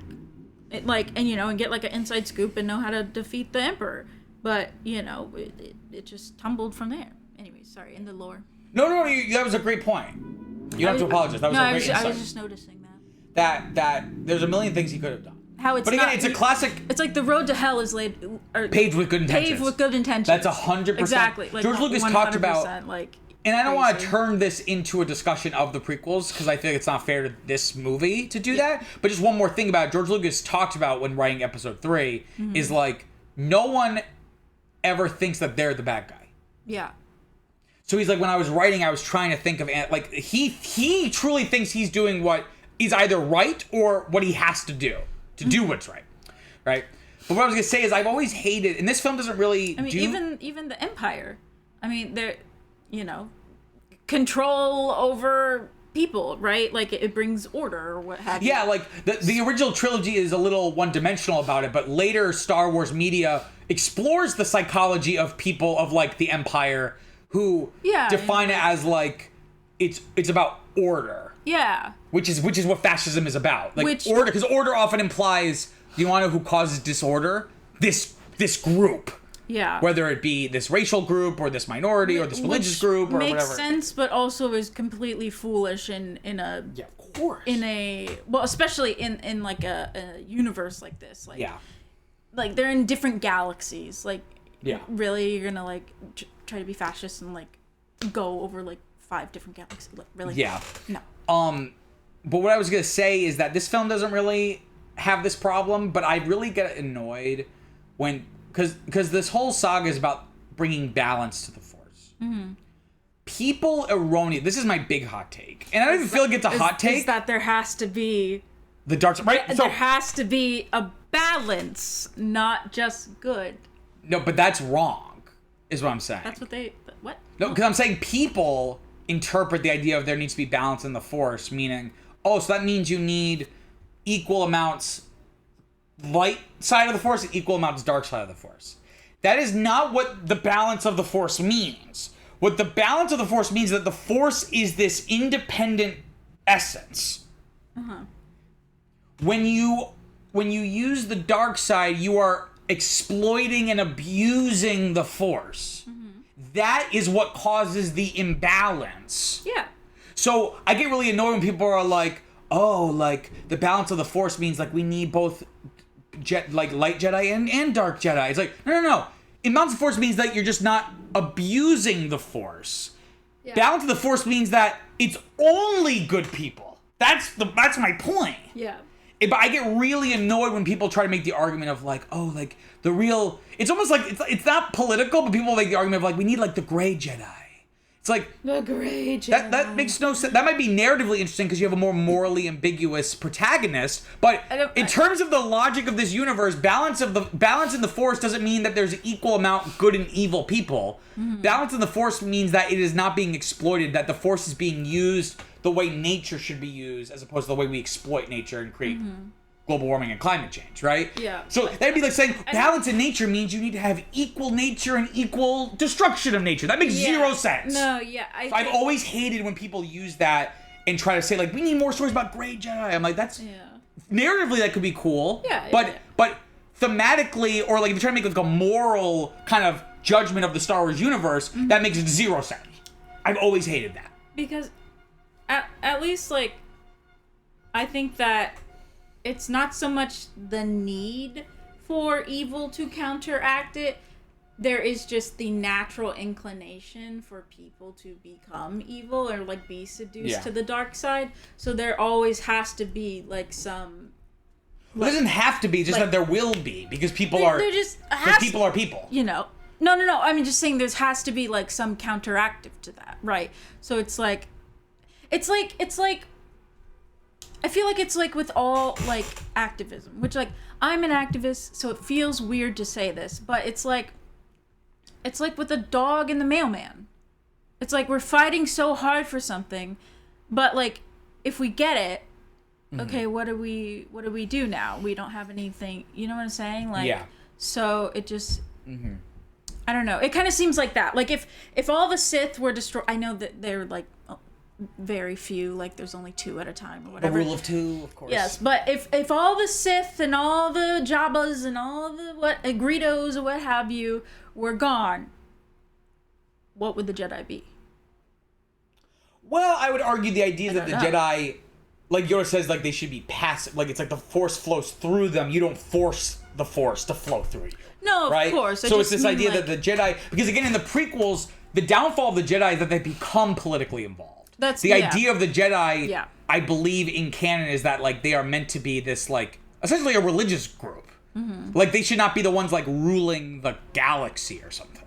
No. Right? So I see what you're saying, but it's kind of like I don't know. Kingdom Hearts will do this too, where it's like you need equal light and dark. You can't have one without the other. And I'm like, that's not true. Because like if you're gonna look at light and darkness like in a scientific sense, like because like we use those terms thematically and abstractly, but like light is a thing that actually exists in the universe. Darkness does not exist. Darkness is merely the absence of light. Darkness has no measurable existence. Darkness is mere in the same way evil, to me, evil doesn't exist. Evil is merely just the absence of good. So to say that you need equal parts light side and dark side, to me, again, this is maybe my bias in terms of my religious philosophical worldview, that's just preposterous. Because A, we should not accommodate evil. But number 2, evil does not exist. The dark side is merely and maybe this is like maybe I shouldn't use this word, but I'm going to say it is the raping of the Force. It is a complete exploitation and perversion of the Force. Yeah. You know, selfish. It's you know. It's a deformity of the Force. It's for selfish purposes because you want to be in charge and not you know, use your powers for good or to help people, whatever, you know. So anyway, that's my rant. That annoys me, but also I finished my thesis about Darth Vader. Okay. That's one of the things I like about Darth Vader. But why don't we keep talking about the Force? Is that why people like wear Vader stuff? Just because he's cool. Do they Oh, okay. No, I think it's just because he looks cool. It's just because he's cool. I think because he's cool. I don't know why, but I'm like, why are you walking around with a Space Hitler t-shirt? Like, I mean, I have a Darth Vader onesie. So it's just fun because it's just he's a cartoon character. Well, you know what really kind of is interesting is why do the bad guys always have the black. Cool stuff? Oh, what? I was just, why are the bad guys always black? He's like all black. No, like the bad guys got AT-ATs. They got the like little space egg. He gets to wear his little helmet. Well, because fascism controls the means of production, you know. and they have the money and resources to have cool things. Whereas the rebels, they're working with like a ham sandwich and like, you know. Oh you would think eventually. Um, Ham sandwich is good. I prefer turkey, but ham is fine. wait, can I? But I'd like turkey better. Something that kind of we kind of dabbled in this a little bit, and I kind of want to revisit it. Is let's talk about again how this challenges the audience, especially in 1980. Not just because it's it's sad and has like a cliffhanger tragic ending, but like thematically how it challenges again, because our understanding of the Force, I feel like really gets expanded in this one. I feel like I walk away with a deeper understanding, even if I can't. Star Wars, or are you talking about real life? I'm talking about how this challenges the audience's expectations of what a Star Wars story is. Okay. And our understanding of the universe, right? Okay, I thought you meant in real life, like. No. There's no escape from the economic depression that's going on. No. Okay. I'm saying, like, for example, again, the first movie is very much like a swashbuckling, very uplifting fairy tale that not only was just exciting, but also lifted the country out of like a decade of like malaise. Sure. Like this zeitgeist of just like depression and cynicism was like salved by Star Wars, right? And again, it's like he's the hero. He like single-handedly takes down the Death Star, and he gets a medal, and there's like a ceremony. Someone says he's like, I feel like I can take the whole empire. They make it. He's like, I feel like I can take on the whole empire myself, and he's like, I know what you mean. And then Dak dies. Oh, R.I.P. Dak. So what I like about this movie is that when he goes to like, you think like, okay, like he's the hero. This movie very much goes both implicitly but then also explicitly with Yoda like actually saying this. Basically, like, Luke is not hero material. Luke is impatient. Yeah. He's rash. He's self-centered in the sense of he cares about his friends and not about the larger picture. He's like his father. He's like his father, right? Just so with less training. Right? He is not hero material. That must have been a big bombshell if you're like 12 years old and you've idolized Luke Skywalker as like the quintessential hero for like 3 years. You're like, what do you mean he's not ready? He's not a hero. Like what? And there's this great line where Yoda is like, oh, adventure. He's like, adventure, heh, excitement, heh. He's like, Jedi craves not these things. Adventure and excitement was like 80% of the reason people liked the first movie, right? It feels very metatextual. It feels like the George Lucas is almost embarrassed at, because of the production difficulties, how little he was able to thematically explore with the first one. Interesting. Right? That this film feels like it complicates Luke's idea of the universe he lives in, and non-diegetically it complicates our understanding of this story and these characters, right? Because yeah.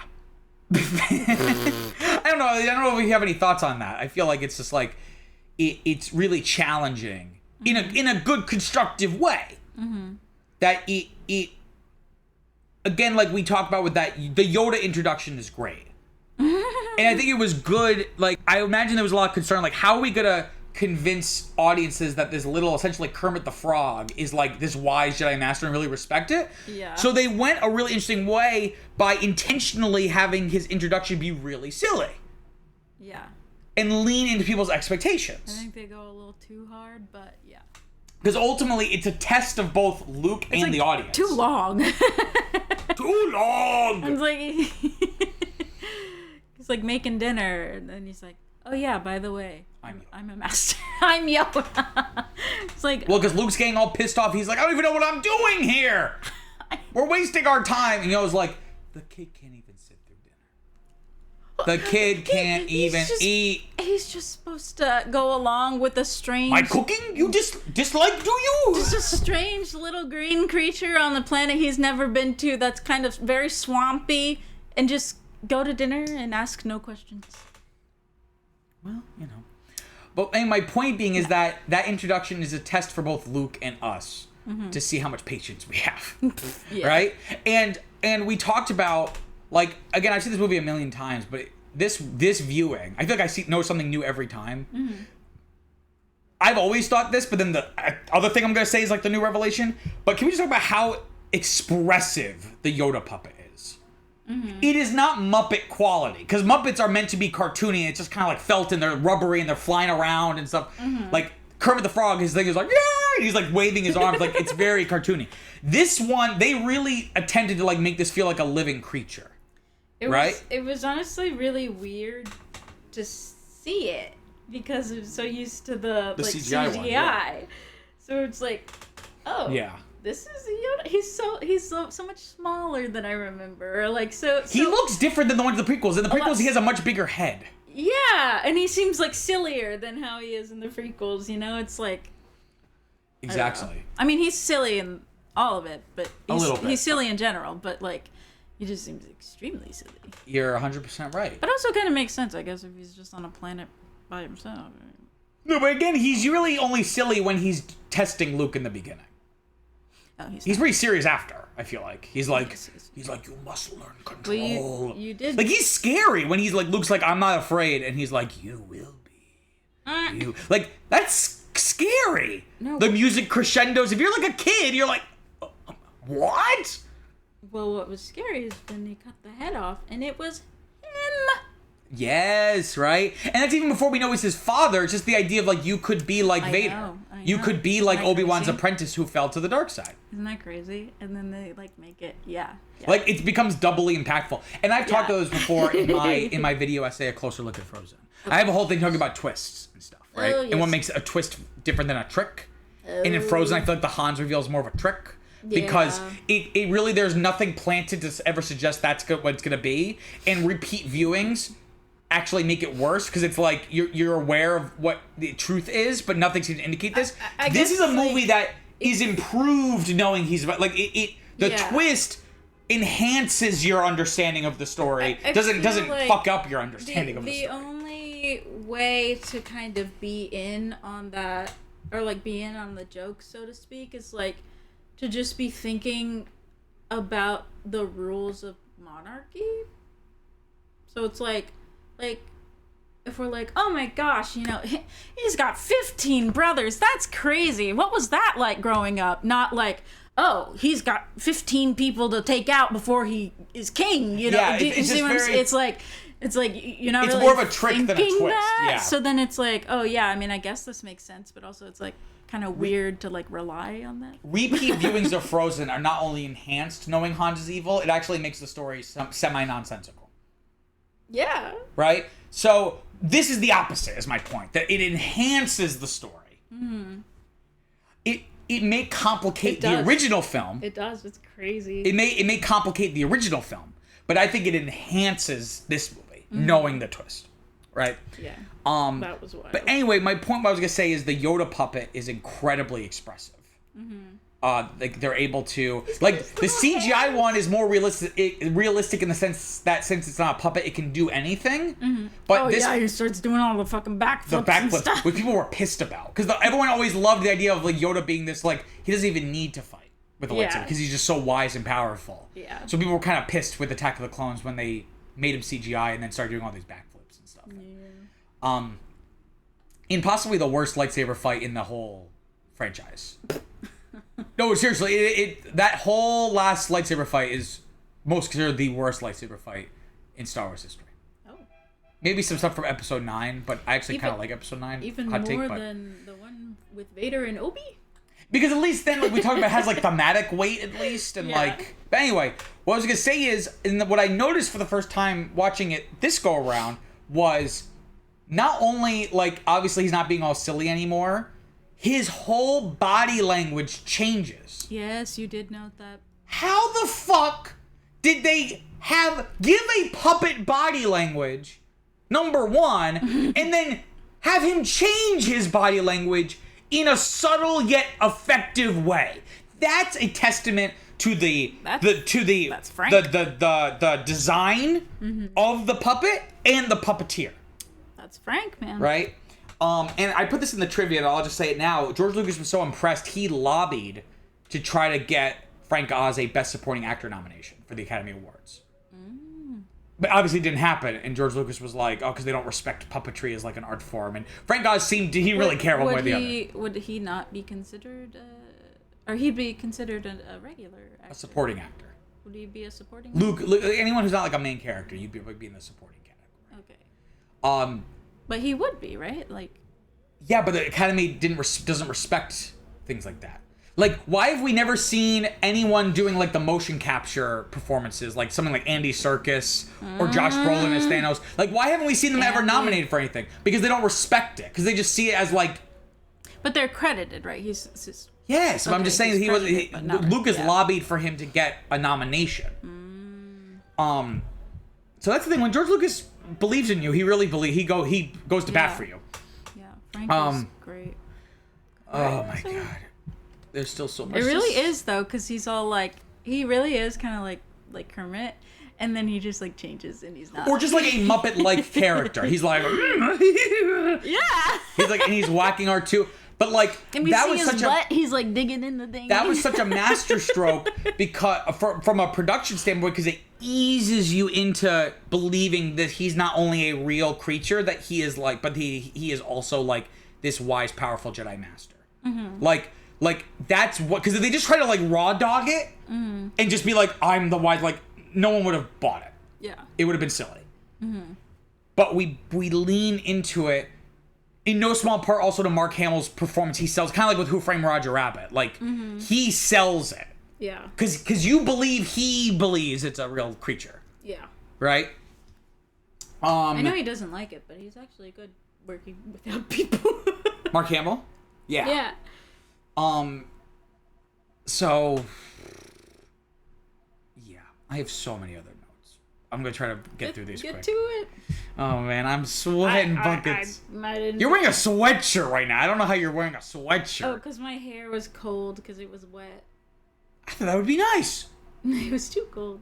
Anyway, what I was gonna say is that the first film shows us that if you use the power of the Force, you can achieve anything because he uses it to blow up the Death Star. But I feel like the film's thesis statement is spoken by Darth Vader when they were about to confront each other in Cloud City. He says, the Force is with you, young Skywalker, but you're not a Jedi yet. This idea that that's only the beginning. That's not the ceiling. Yeah. That you were able to tap into the Force. And you're able to move your legs. You can move shit with your mind. That doesn't make you the hero. He wasn't able to move the ship. He wasn't able to move the ship, right?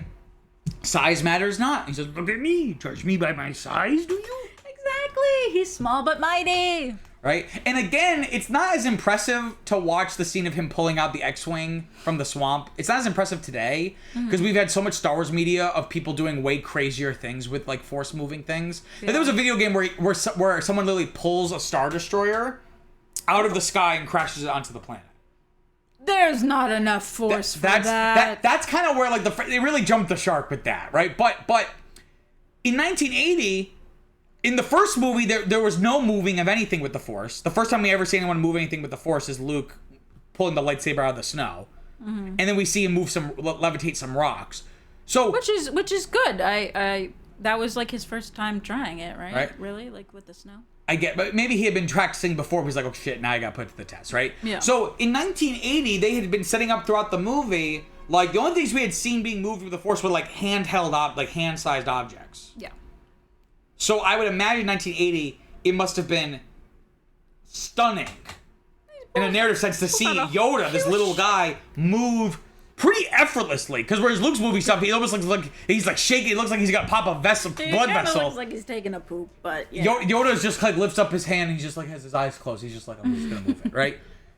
And it's not, the ship's not flopping around. It's like this perfect, nice little glide. Yeah. So it's also, again, it's like Yoda could do that from the very beginning. He wanted Luke to get to the point where he could do it. He did a little bit, and he took it out a little. And Luke, but he didn't do the whole thing. And Luke is like, you want the impossible, and then he kills out. He's like, I don't believe it, and Yoda says, that's why you fail. And that's my point with this movie, is that this movie is just about failure. The whole movie, and that's like with Infinity War. Every character just fails. Failure, but like lack of belief in oneself. Maybe. I think he believes too much of himself. I think the first movie is about him believing in the Force. Mm-hmm. This movie's about how to believe in the Force. Like the Force is not like a get out of jail free card. Yeah. And they kind of address that in The Force Awakens when they're trying to break into the base, and John Boyega's character Finn is like, let's use the Force, and Harrison Ford's like, that's not how the Force works. Kind of like lampshading a little bit, but you know that I feel like that's kind of the point of this movie, where it's like the first movie is like, okay, great, you believe in the Force. That's not like, it also takes. It's like when people talk about like you can have raw talent. But you're not going to be Michael Jordan with raw talent. Michael Jordan worked his ass off every day. That's what everyone says about him. Like he worked harder than anybody on top of the raw talent. Yeah. Right? So it's kind of like that, where it's like, he's committed. You have to commit to the, even when it's not fun, you know. So let me see what other stuff I have here. But, we talked about Lando being cool. Yes, Lando very cool. And it's like, I do have why a lot is of Lando notes. bad? And then he's not bad. He was just coerced. He was coerced. That's right. And he's like, that wasn't part of our deal. And he says, I'm altering the deal. Pray I don't alter it any further. I was like, okay, no problem. But see, this is great because again, Darth Vader is so composed. And that's why I like the fight scene when he's like fighting and he starts to get more aggressive because he's like, shit, I have to like actually try for the first time in 20 years. But you see him being really composed with Lando when Lando's like, this was never part of our deal, and he's like, perhaps you feel you've been treated unfairly. Because and then Lando's with just like, with anyone else, okay, you can say something back. Not with Vader though, you know. Yeah. He's like, he's good. gone through two people, generals. What is it? Yeah. Whatever, 2 officers. At Officers, least, is that right? Maybe a little more. Yeah. Yeah. Funk the 4th of July. What? Oh, you don't know that clip? You've seen it where it's like the girl, she has a stuffed animal of what looks like a rabbit facing her, and she's like, you thought this was a rabbit? They thought this was a rabbit? And she turns around and it's like a Winnie the Pooh face. It must have been like an Easter themed Winnie the Pooh. She's like, fuck you, bitch, it's Winnie the fucking Pooh. It's not a rabbit, it's fucking Winnie the fucking Pooh. Yeah. And then at the end she goes, fuck the 4th of July. So it must have been filmed on the 4th. I can't believe you ever seen this. We'll look it up. Why are people so weird? Anywho, but it's great because he's like, perhaps you feel you've been treated unfairly, and Lando's like, no. He's like, good. It'd be a shame if I have to if I had to leave a garrison here. You know what a garrison is? A watcher? No, like a little platoon of soldiers. More than one watcher? Shit. Because the whole point is that he's like, we're able to kind of... Also, Lando's like a union buster, because he's like, oh, we're able to subvert the guilds, because we're like off the grid. Yeah, I didn't really understand that. Basically, it's like they have a small operation, and they're able to like evade like legal problems. But like the whole city agrees to that? Or are they like... I think so. It's like a little... It's like more like an outpost. Okay. Right? Where a city is built up around it to do this work of like whatever they're doing, I guess. Like... Carbon mining, right? That's why they have the carbonite and stuff. Yeah, carbon freezing mining. stuff. I guess they freeze carbon, and that's how they transport it across the universe. Is that also possible to do? In the Star Wars universe, I guess that's how you do it. But what's really annoying is that in this movie they freeze Han Solo, and then Boba Fett takes him, and it's like kind of like they've never done this to a human before, right? Like this has never been a thing. They're doing it to test it for Luke. Yeah. But it becomes iconic. So when you get to the Mandalorian show, like, that's how the Mandalorian captures all of his bounties. Is it? Yes. And I'm like, unless the diegetic answer is that, like, people thought it was really cool when Boba Fett did that, but that makes no sense that he would do that. It was never something that bounty hunters did. It was just this one time. Oh, I do not remember that. But... It was like in the very first episode. When he's, like, collecting these bounties. Okay. So, it just really pisses me off. That people like will just take iconography of Star Wars and not understand like the context of it, and then just use it in Star Wars media. People think something is cool, and then they're gonna use it again, and that's why the Mandalorian just feels like someone playing with their action figures. Even the first season, I know everyone likes to say, "Oh, the first season was good." It was the second season that really from season 1, it had all the same problems as season 2. Anyway, we're not here to talk about the Mandalorian.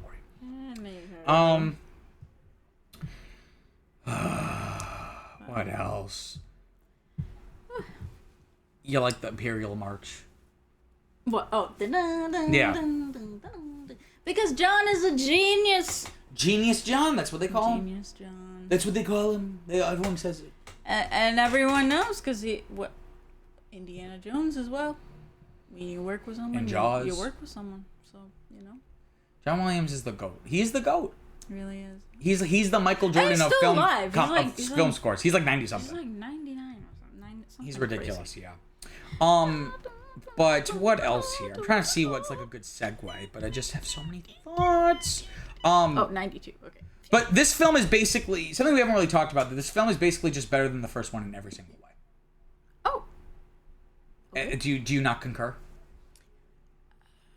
Why? Because to me, every conceivable metric, I'm about to list them. Okay.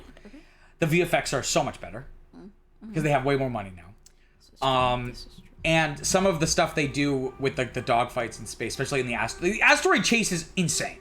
Mm-hmm. Like the fact they did that pre-CGI is like, I still don't understand how they had the ships moving with such fluidity. I don't know how they did any of this. It's amazing. It's incredible, right? I don't know how they did any of this without a computer. Not just visually in terms of the effects, but also visually, like it's better direction from Kershner. Because like we talk about, George Lucas is really a great editor and story idea guy. He's not like a particularly great director. And also if you remember, he was having like tensions with his cinematographer, so it was like this kind of weird visual style. It was very like, felt very bolted down, like lots of wide shots and static cameras. This feels way more subjective in its camera work, and which makes sense since Kershner's coming from a more independent, character-driven filmmaking background. So it's like, the man fucking loves the pushin'. The pushin' is an underrated... He does. Like that pushing of the lightsaber in the snow, the pushing on Leia's face as they're about to close the pod doors, and like leaving them out in the blizzard to die. Like this actually feels like the camera is the mute narrator, which is how a film should feel. That the visuals, like the cinematography, is part of the story. It tells the story in ways that the dialogue and the script just can't or can't as effectively, right? So it's better in that respect. It's not only better than the first, it's probably the best acted Star Wars film of them all in terms of the performances. Because again, they're working with like a director who is used to like working with actors. And again, it helps that on a script level, it helps that there's like actual character work. Yeah. Like there's actual like things as an actor to sink your teeth into. Yeah. Whereas the first film is more fun. Like Luke gets to actually be like an actual character in this movie, as opposed to just like this archetype. I think it's so fun and swashbuckling. The first one? Yeah. Because it is. It's about the adventure and the excitement. But Jedi crave not these things. I guess so. Like in the first movie, like Luke doesn't really again have like, he's just kind of like, oh man. Like he's just kind of running. Whereas this one, he actually gets to have like a what a piece of junk. What a piece of junk. Whereas in this one, he actually feels like there's like an arc here of like this will he or won't he, like, is he gonna turn to the dark side? Is he gonna follow in his footsteps of Vader, who ends up you know, we find out being that's something kind of gets to me. I know it shouldn't matter. What gets to you? He never says goodbye. He just leaves. Well, when they're on the planet before the battle, he says goodbye to Han. Like, I'm going to another planet? Goodbye? No, well, at that point, they have a post-battle chaos. I don't think they can get in contact with one another. I think. I know, but I feel like he would have said... They would at least, like, have been concerned. The Millennium Falcon was already off the planet before he even got into his ship, is the point. They just didn't seem very concerned that their friend is now missing. That's all. Yeah, well, they were missing. They hadn't rendezvoused yet. For all they knew, Luke was at the rendezvous. Right? They don't know.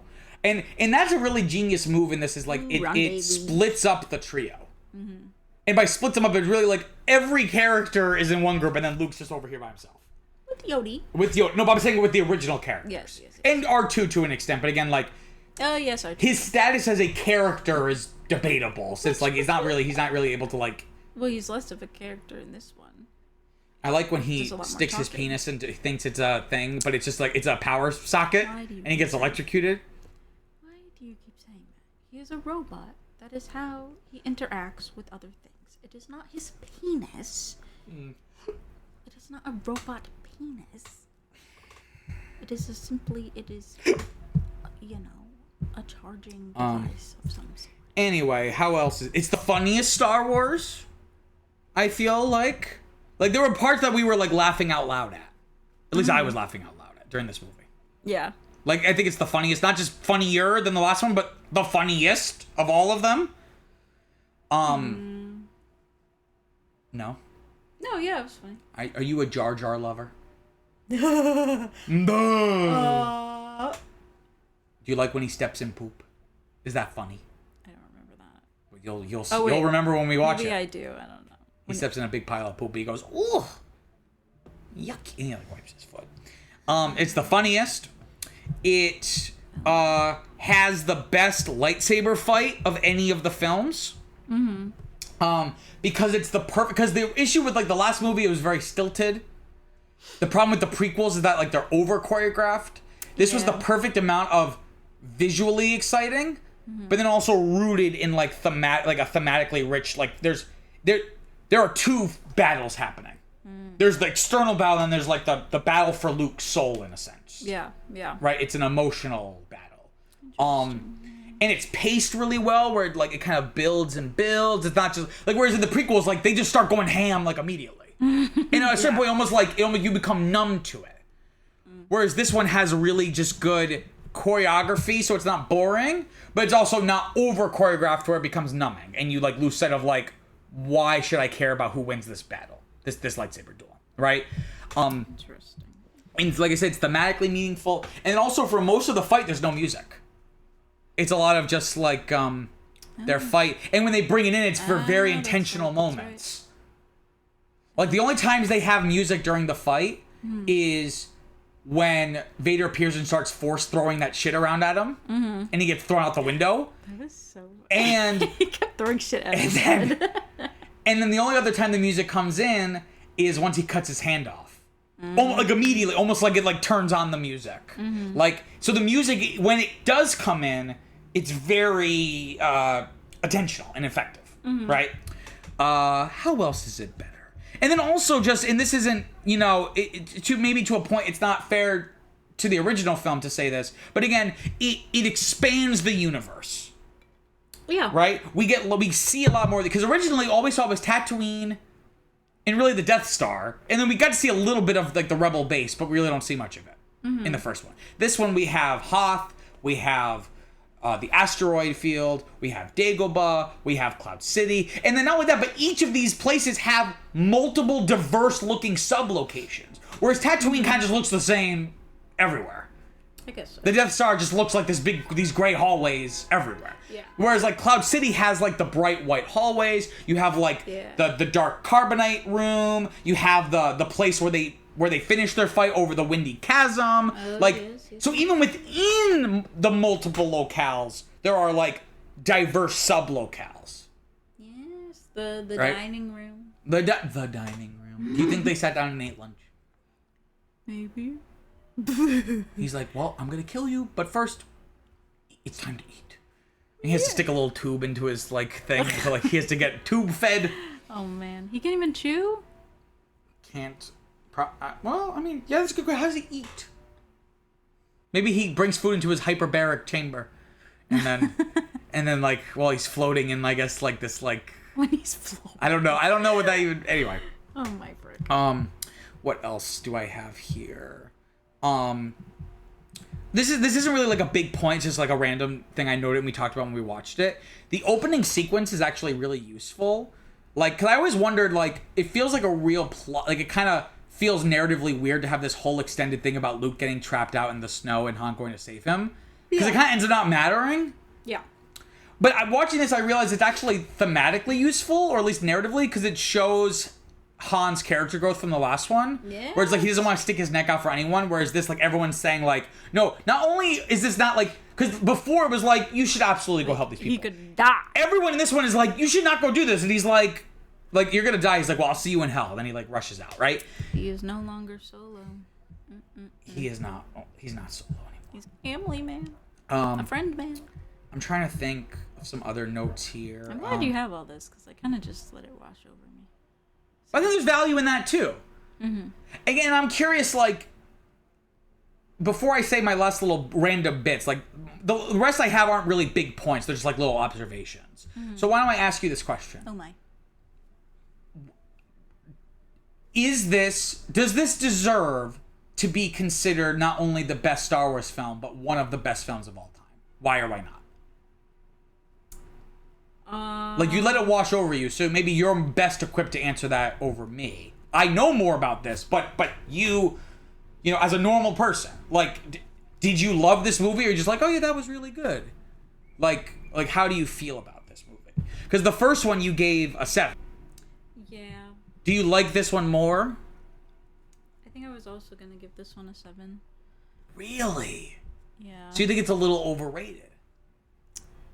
I'm that's interesting. I think so, just because of like the interpersonal situation just seems a little like unhinged for like no reason, because it's a little too screwball with Han and Leia. Yeah, it's just like all of a sudden. I mean, like, you could kind of see it in the first one, but like in this one, it's like there's like no, you know, they're forced into they're basically into like in what basically they're trapped in the Falcon together, and they're just like, yeah, but it's just like the sexual tension in general or whatever, just like you know, could cut with a lightsaber. Am I right? You would need a lightsaber to cut it. It's so thick. Oh my gosh, because it's just like a kind of push and pull in the first one, I feel like, and then this one now it's like she's like, you know, we always talk about how like Luke and Leia kiss, and like, oh, that's so weird because we didn't know that they were brother and sister, blah blah blah. But nor like, did the filmmakers. But like now watching it back, like she didn't have to kiss him at all. Like she was just doing it to like make Han jealous. To make Han jealous? Question mark? I don't think it really worked. But it definitely. I completely agree. I think I agree with you. I think that's just like pushing it a little too much. Yeah. Because there's this idea of like it's still like it's maybe definitely a female character that normal mainstream audiences hadn't really seen in movies. Again, like and she was very assertive in kind of bucking our ideas of what a female character should be in the first one. Yeah. But this one's even more so. Yeah. Right? But at the same time, there's still a level of what's her core character arc being in love with a guy, right? So it's still handicapped by being a film made exclusively, at least at like the writing level, exclusively by men, except for Leigh Brackett. Who apparently made it, in her draft, she was even more of a damsel in distress. Well, yeah, and like, a lot of stuff didn't get through. You know, ultimately, it's still, this characterization is still a product of being made in 1980 by a bunch of men. So that deserves mention. Yeah, so I agree with you.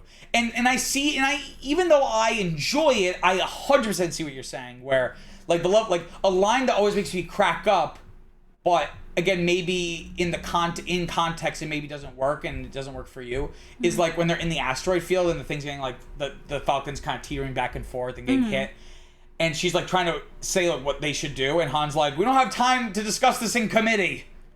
Yeah. And then she's like, I am not a committee. Yeah, just like what? Like, that's hilarious to me, but I could see from your point of view that kind of can take you out of it a little. It makes you feel more like a movie, not like a Star Wars movie, like this fully like realized world that is alien to ours. Like, it makes it feel a little too like it's fine. Yeah, like it's fine to do that and to be that or whatever, but it seems like a little too like petty and like like too direct? Question mark? Like the sexual tension. Like it's like enemies to lovers kind of thing, but it's like they go to both extremes where it's like they're like really antagonistic. For a reason. They're really antagonistic, and then they like really really love you, like to the point where it's like, I love you, and it's like, I fucking hate. Why does he say I know? Because it's cool. He doesn't. No, what would be cool is I love you too. Supposedly it was written as I love you too, and then they were working on it, and everyone was just like, I feel like this doesn't make sense. That wouldn't be in line with Han's character. But I know. But then they in the asshole spoiler in Return of the Jedi they reverse it, where Han says I love you and she says I know. I think that works better. Maybe. So they do reverse it. So I feel like that might be better though because like I feel like she's more outward with the fact that like she likes him but is not happy with it, whereas he's like it's not super clear necessarily just because he's like kind of the whole can't be tied down type or whatever. Yeah. In any case, so. I agree with you about all that. So interesting. You find it overrated. That's really. I don't know why, and I think also I think just like the. And I felt like when we were watching, it seemed like changed. you liked it a lot. No, I liked it. It was good. But like a lot. I thought. Well. You had some time to let it cook. I don't know. I think the thing with me is that It's like Infinity War. You don't like this ad. You want to be happy. No. I think At least this one has a semi-happy-ish ending in that like it ends with like the triumphant music. It's like we're gonna come back from this. Infinity War literally just ends and then it's just like sad piano music in the credits. Like at least that one I can at least see what you're saying with that one. I can't even with that movie. Fuck that movie. Come on. No, but what I think was a little jarring, and I noticed this when I think they were in Cloud City. I mean, I noticed it the whole time, but I think like specifically when they were in Cloud City and like C-3PO got like he wasn't there. Is that like the dynamics have changed, but like in a drastic way. So it seems. Well, it's been a couple years. I know, but it's just like I don't know how to explain it. Cause there was like more C-3PO, there was more R2-D2, there was like more, and now there's like not much of anything. I don't know. I guess it just made them seem like larger characters, and now it's like kind of sidelining them, and like with other characters as well. Like I don't know.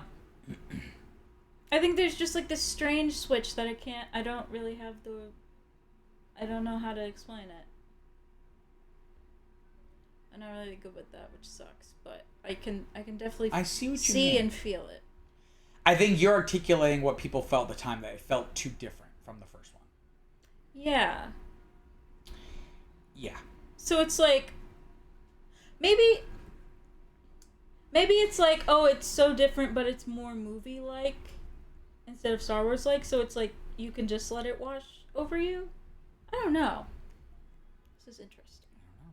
Do you want to hear some trivia? It was good. I'm not saying it's bad. No. It's you liked it, but it's just you feel like it doesn't deserve this place. There was like in like not just nerd culture, but just like movie culture. It's like one of the best movies ever. Yeah. It just I don't know. It just seems like we're being told to value different things now. Yeah, because the film has very different intentions. Because it's like now it's actually trying to be about something thematically interesting. Yeah. Whereas again, the first one was just like with this, with the sadness or failing or whatever. That's fine. It's not about that. It's just like why would I want to watch a movie about sadness and failing? I live that every day. Also, what bothers me, something that is just a minor thing. Uh-oh. Usually when you lead with that, it's going to be like the most out-of-pocket thing ever. What is out-of-pocket? Well, just when they freeze Han, it's covering all of him. He's got no nose holes. How is he supposed to? Maybe he filled in the cavity. even if he's like in, hyper... What is it? Hydro... No. Hibernation. No, not hibernation. It's Cairo sleep. No, they say hibernation. Cairo hibernation or something. This ice sleep, basically. Oh, you're thinking of cryogenic. Cryogenic, yes. Even if he's like in that whole situation and it's like Avatar or what have you, you still gotta breathe. Kid, it's not that kind of movie. If people are worried about his nostrils, we're in big trouble. Do you want to hear some trivia? Yes. Okay. I gotta get this done. I gotta do stuff. The shots where Luke uses his Jedi powers to retrieve his lightsaber from a distance were achieved by having Mark Hamill throw the lightsaber away and then running the film in reverse. Cool. Okay. I just saw there was like 8 pages of trivia. No. There's 15 pages and we are on page 7.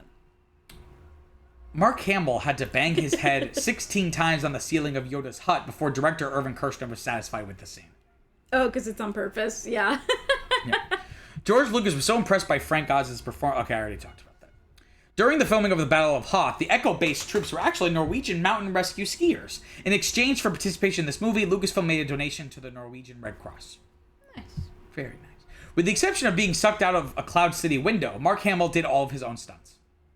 Like we said. I can't believe that because the front flip just looks fake. Because we don't see his face, yeah. It just looks like he's been subbed in. I don't know what it is. Maybe they sped it up or something, but it just looks not. It doesn't look like Mark is doing that in real time. Yes. Carrie Fisher stood on a box for many of her scenes with Harrison Ford in order to make up for the height difference and have her appear in frame with him. Carrie Fisher, who's 5'1", was almost a foot shorter than Harrison Ford, who's 6 feet tall. Mm-hmm. Yeah. Didn't they canoodle? They shacked, yes. How do they canoodle if there's the proportions are so? Kid, it's not that kind of movie. When Mark Hamill was having trouble with the Dagobah scenes with Yoda, Frank Oz brought in Miss Piggy and Kermit the Frog to make him laugh. And there are photos of like Miss Piggy and Yoda next to each other on the Dagobah set if you like look them up. Like, it's kind of funny. Yoda's iconic manner of speech has the parts of speech in object, subject, verb order. Very few languages on Earth use this, and most are based in the Amazon River Basin. Interesting. I like it. That's kind of how you talk, all jumbled. Exactly. Exactly. Exactly. The scenes where R2-D2 is submerged in the mud pool were shot in George Lucas's unfinished swimming pool. Most of the crew were hidden under the water, and the entire sequence was shot by George Lucas. What? Originally, in the asteroid scene, one of the asteroids was actually a shoe. What? The rumor is that George Lucas asked the visual effects people to redo the scene so many times that they got annoyed, and one of them threw in his or her shoe. Later remastered versions have corrected this. Another one of the asteroids is actually a potato. It appears just as the Millennium Falcon first enters the field. 2 asteroids travel from the top left to the bottom right corner of the screen. Just after the second asteroid leaves the screen, a third one appears in the top left corner. This is the potato. So if you want to, eagle-eyed viewers can go back and look. I want to see this potato. George Lucas, he's such a fucking madman. Listen to this. George Lucas decided that a battle on an ice planet was necessary because he felt that it was easy to quote-unquote cheat in space because the background was black and you could hide like VFX errors easily. With a white background, the effects crew would have to work much harder and the effects would be much more impressive. Imagine if you're part of the VFX team, like, George, what the fuck? What? The sound of Darth Vader's meditation chamber opening is reportedly a recording of a whole block of Alcatraz cell doors slamming shut. Whoa, really makes you think. That's weird. The film premiered at a limited number of theaters and those all in large metropolitan areas because it was first released only on 70mm film, for which only the largest and most prosperous movie theaters had projectors. It was many weeks later that the movie was released on standard 35mm film for other theaters in North America and around the world. As Yoda and Obi-Wan urge Luke to stay on Dagobah to finish his training, Luke pulls a snake from his spaceship. Director Irvin Kershner assured Mark Hamill that the snake was harmless, though it did bite him during one take. Oh! Which I've seen the blooper. He's like, no! It bit me! He like drops it. Oh my gosh. In an early outtake, when Darth Vader entered the Hoth base, he tripped over a cable and fell down face first. I have not seen that clip, but I wish I could.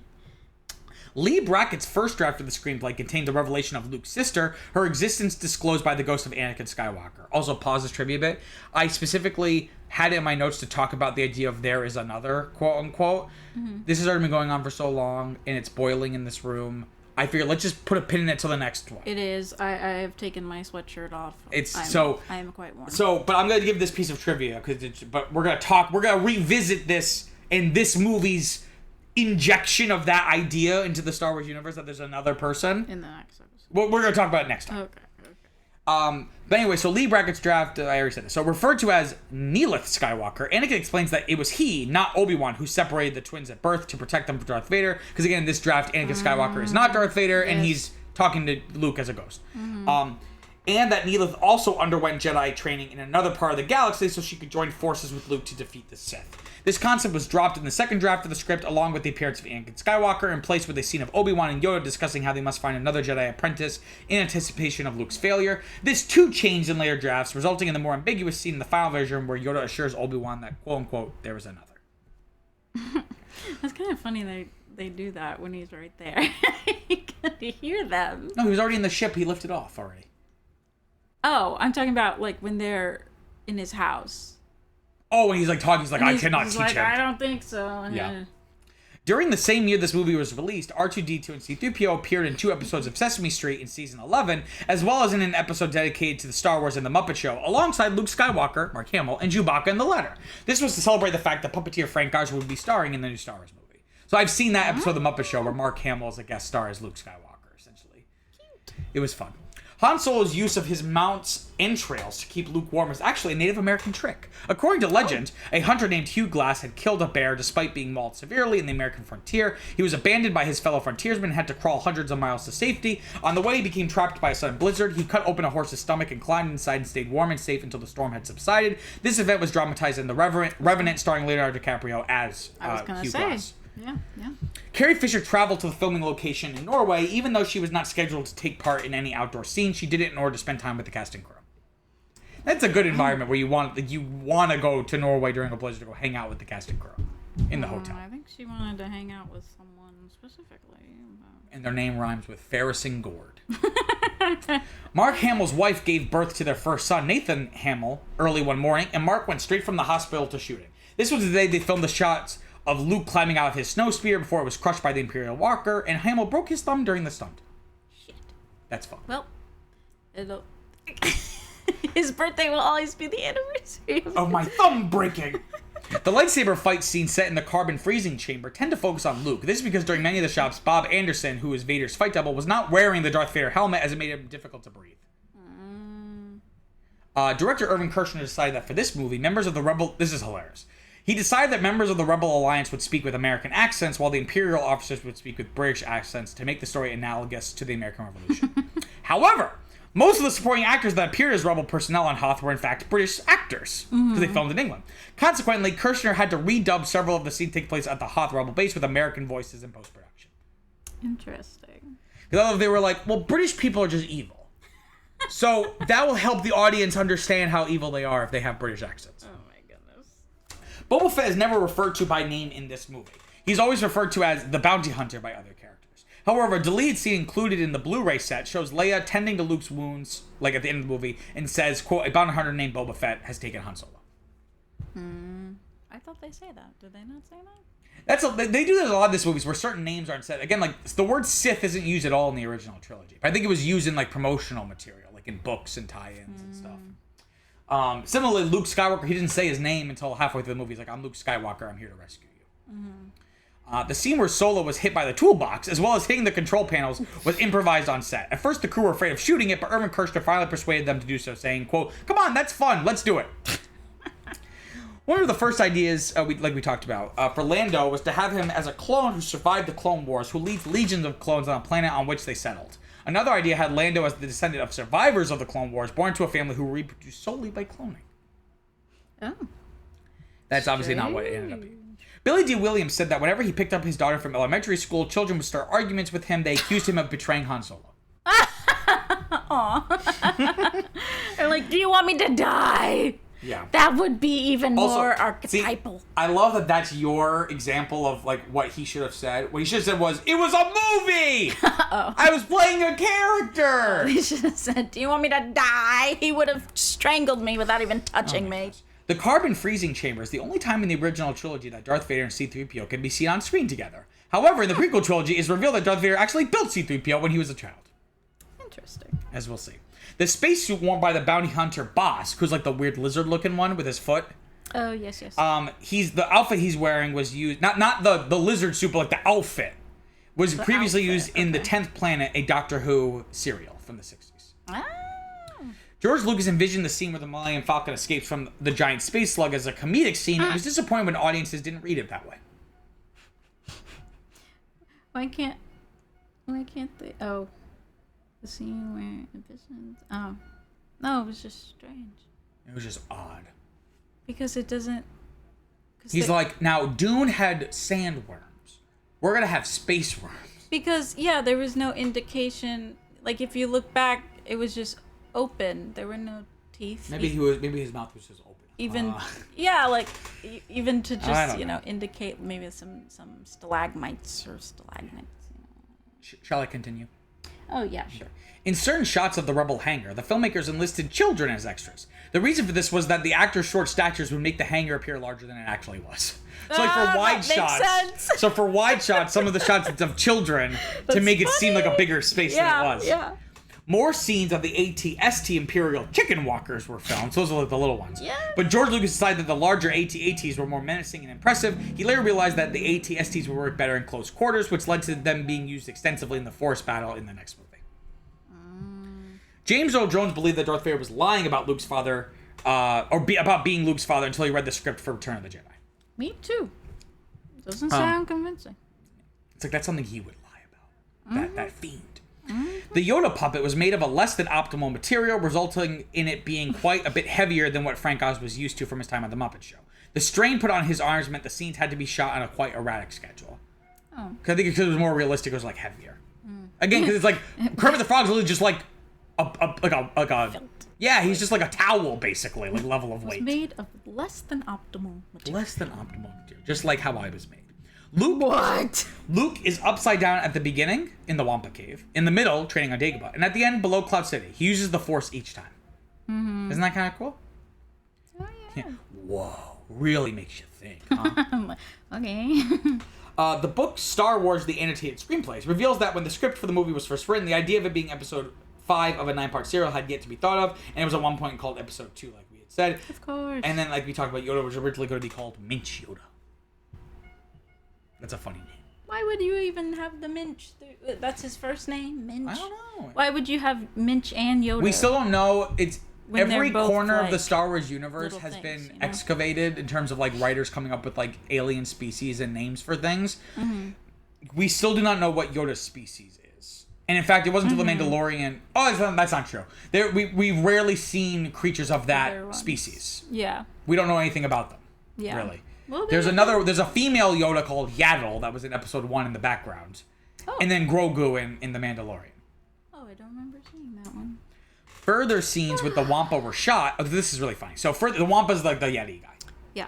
Further scenes with the Wampa were shot and later cut. R2-D2 encountered one within the Rebel base where it was killed by troopers. Later, the beasts were lured into a prison within the complex. In the completed movie, when a medical droid is seen examining the wounds of a Tauntaun killed by a Wampa, and Princess Leia mentions the creatures while discussing the Imperial probe droid. A scene filmed but cut had Han, Leia, and C-3PO running through a corridor. Han went to take a shortcut through a door with a sign on it, but Leia warned him that's where those creatures are kept. They run off, but not before C-3PO rips off the sign, hoping that the stormtroopers will enter the room. They did. A few seconds of this last scene can be seen in the theatrical trailer on the DVD. I've seen the deleted scene where like the stormtroopers go into that room and they get like pulled in by like the giant arm. So it's kind of fun. We talked about this a little bit, but Alan Dean Foster had written a novel, which was a sequel to Star Wars entitled Splinter of the Mind's Eye, which is an incredible title, I have to say, for a sci-fi thing, which was published in 1978. The story focused on Luke Skywalker and Princess Leia, who are marooned together on the planet Mimban, where they encountered the locals and their struggles against the evil galactic empire, including Darth Vader. The novel was written in case Star Wars had not been successful, but due to Star Wars becoming a massive blockbuster success, Splinter of the Mind's Eye was abandoned in favor of The Empire Strikes Back. So I'm confused. So it went from being a screenplay to a novel? I think... Or it was always a novel? I think it was going to be a novel, and then they were going to then turn it into a movie. If the first one was unsuccessful, because it was written in a way that could be done really cheaply. Okay. Like not many locations. But like, it was a novel first, and then they were going to adapt. Yes. Okay. The debate on how to say AT-AT, either saying it like the word at or saying the letters A and T, was finally settled when spokesperson George Lucas stated on Lucas's behalf, it said like the word at. Although many people, myself included, still say the letters AT-AT. At? And at. Which just sounds weird because AT-AT flows better because of the vowels and the consonants. Anyway. Yeah, AT-AT. Producer Gary Kurtz's wife, Meredith, organized a picnic on the Dagobah set for the wrap party. Why would you want to have a picnic in a swamp? In a fake swamp, no less. Yeah, wasn't it wet? Yeah. Knowing that he was being dubbed by James Earl Jones, because obviously he was bitter about having his voice replaced, David Prowse became a lot more playful in the way he delivered his lines. At one point, he said hemorrhoids instead of asteroids, prompting his scene co-star Kenneth Colley to burst out laughing. David Prowse was unaware, like we said, that Darth Vader was Luke's father until he saw this movie and was quite upset with George Lucas afterwards, saying his physical acting would have been completely different had he known the lines. Yeah, okay. What would you have done differently?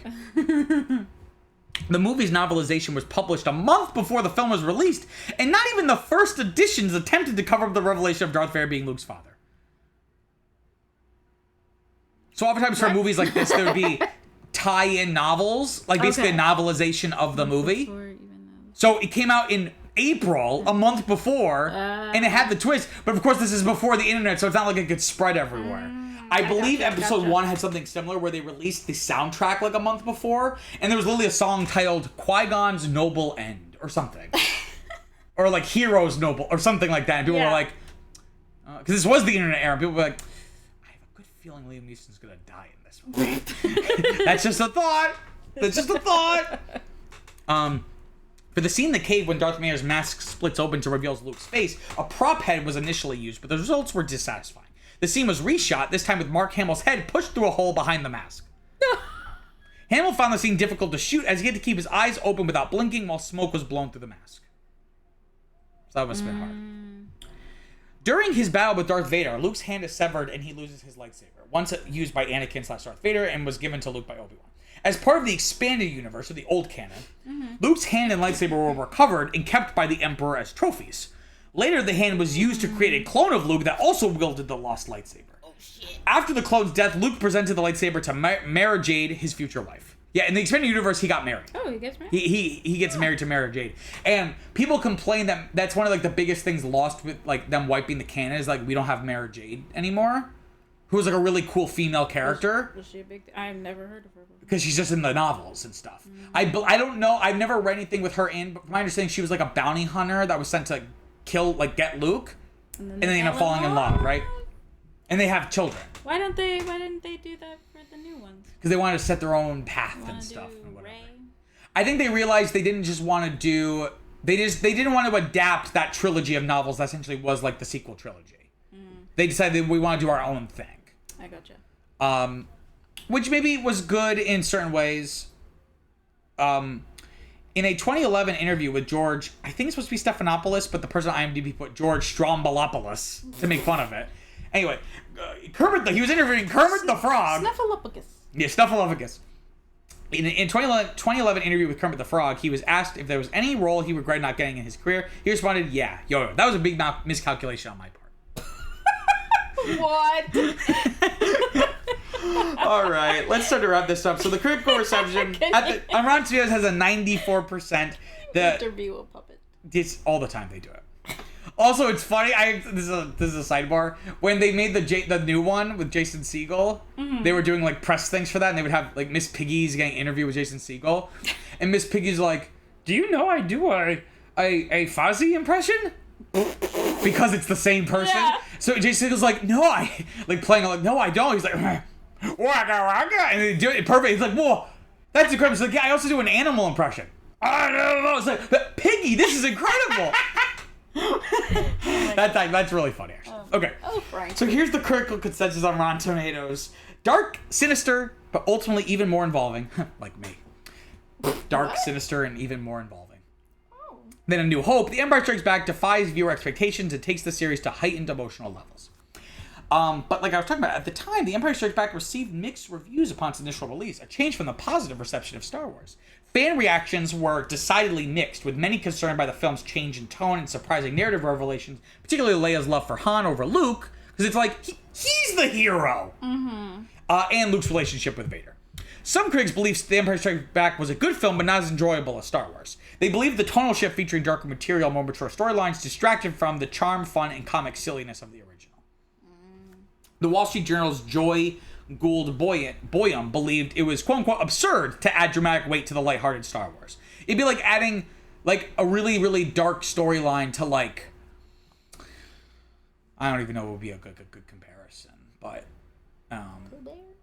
to what? Pooh Bear? To Pooh? No, but sure. It was dumb to do that. Adding this to the lighthearted Star Wars, stripping it of its innocence. Writing for the Washington Post, Gary Arnold found the darker undercurrents and greater narrative scale interesting because it created more dramatic threads to explore. Which is how I feel. I agree with you, Gary. Of course. The New Yorker's David Denby argued it was more spectacular than the original, but lacked its camp style. Again, the first one felt kind of campy in certain ways. The Hollywood Reporter's Arthur Knight believed the novelty of the original and the plethora of space opera films produced since made Empire seem derivative. Even so, he called it the best in the genre since Star Wars. Writing for Time magazine, Gerald Clark said Empire surpassed Star Wars in several ways, including being more visually and artistically interesting. The New York Times' Vincent Canby called it a more mechanical, less suspenseful experience. Interesting, Vincent. Reviewers were mixed for the principal cast. Knight wrote that Kershner's direction made the characters more human and less archetypal. Which is what I said that exactly, didn't I? They're not as archetypal anymore. They're more like actual people. Yeah, Hamill, Fisher, and Ford received some praise, with Champlin calling Hamill, quote, youthfully innocent, end quote, and engaging, and Fisher independent. Arnold described the character progression as less about development and more about, quote unquote, finesse, with little change taking place, while Kerr felt the characters were, quote unquote, stiffer without Lucas's direction. Which I feel like is the exact opposite. I feel like because George Lucas wasn't a good director, they just kind of like went balls to the wall and would be like,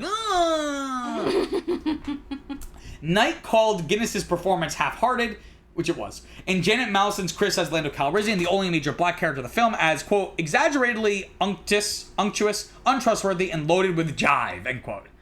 Which is what I was kind of saying. It's like very much like What? The Chicago Tribune's Gene Siskel said the non-human characters, including the robots and Chewbacca, remained the most lovable creatures, and Yoda being the film's highlight.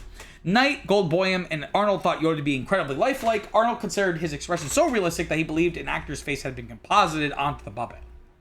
No. Obviously not. Canby called the human cast bland and nondescript, and said even the robot characters offered diminishing enjoyment, but Yoda was a success when used sparingly. Although Arnold praised Kershner's direction, others believe that Lucas's oversight was obvious, and Empire lacked Kershner's established directorial sensibilities. Denby described his working as, quote-unquote, impersonal, and Canby believed it was impossible to identify what Kershner had contributed. Combs believed Kershner was a, quote-unquote, ill-advised director because he emphasized the characters, and the result was common tropes at the expense of the comic strip pace of Star Wars. You're just wrong, but okay. In terms of mono reaction, it is even more beloved now than it was before. So on Letterboxd has a 4.41. Here's some reviews. So yeah, one of the highest rated films on Letterboxd.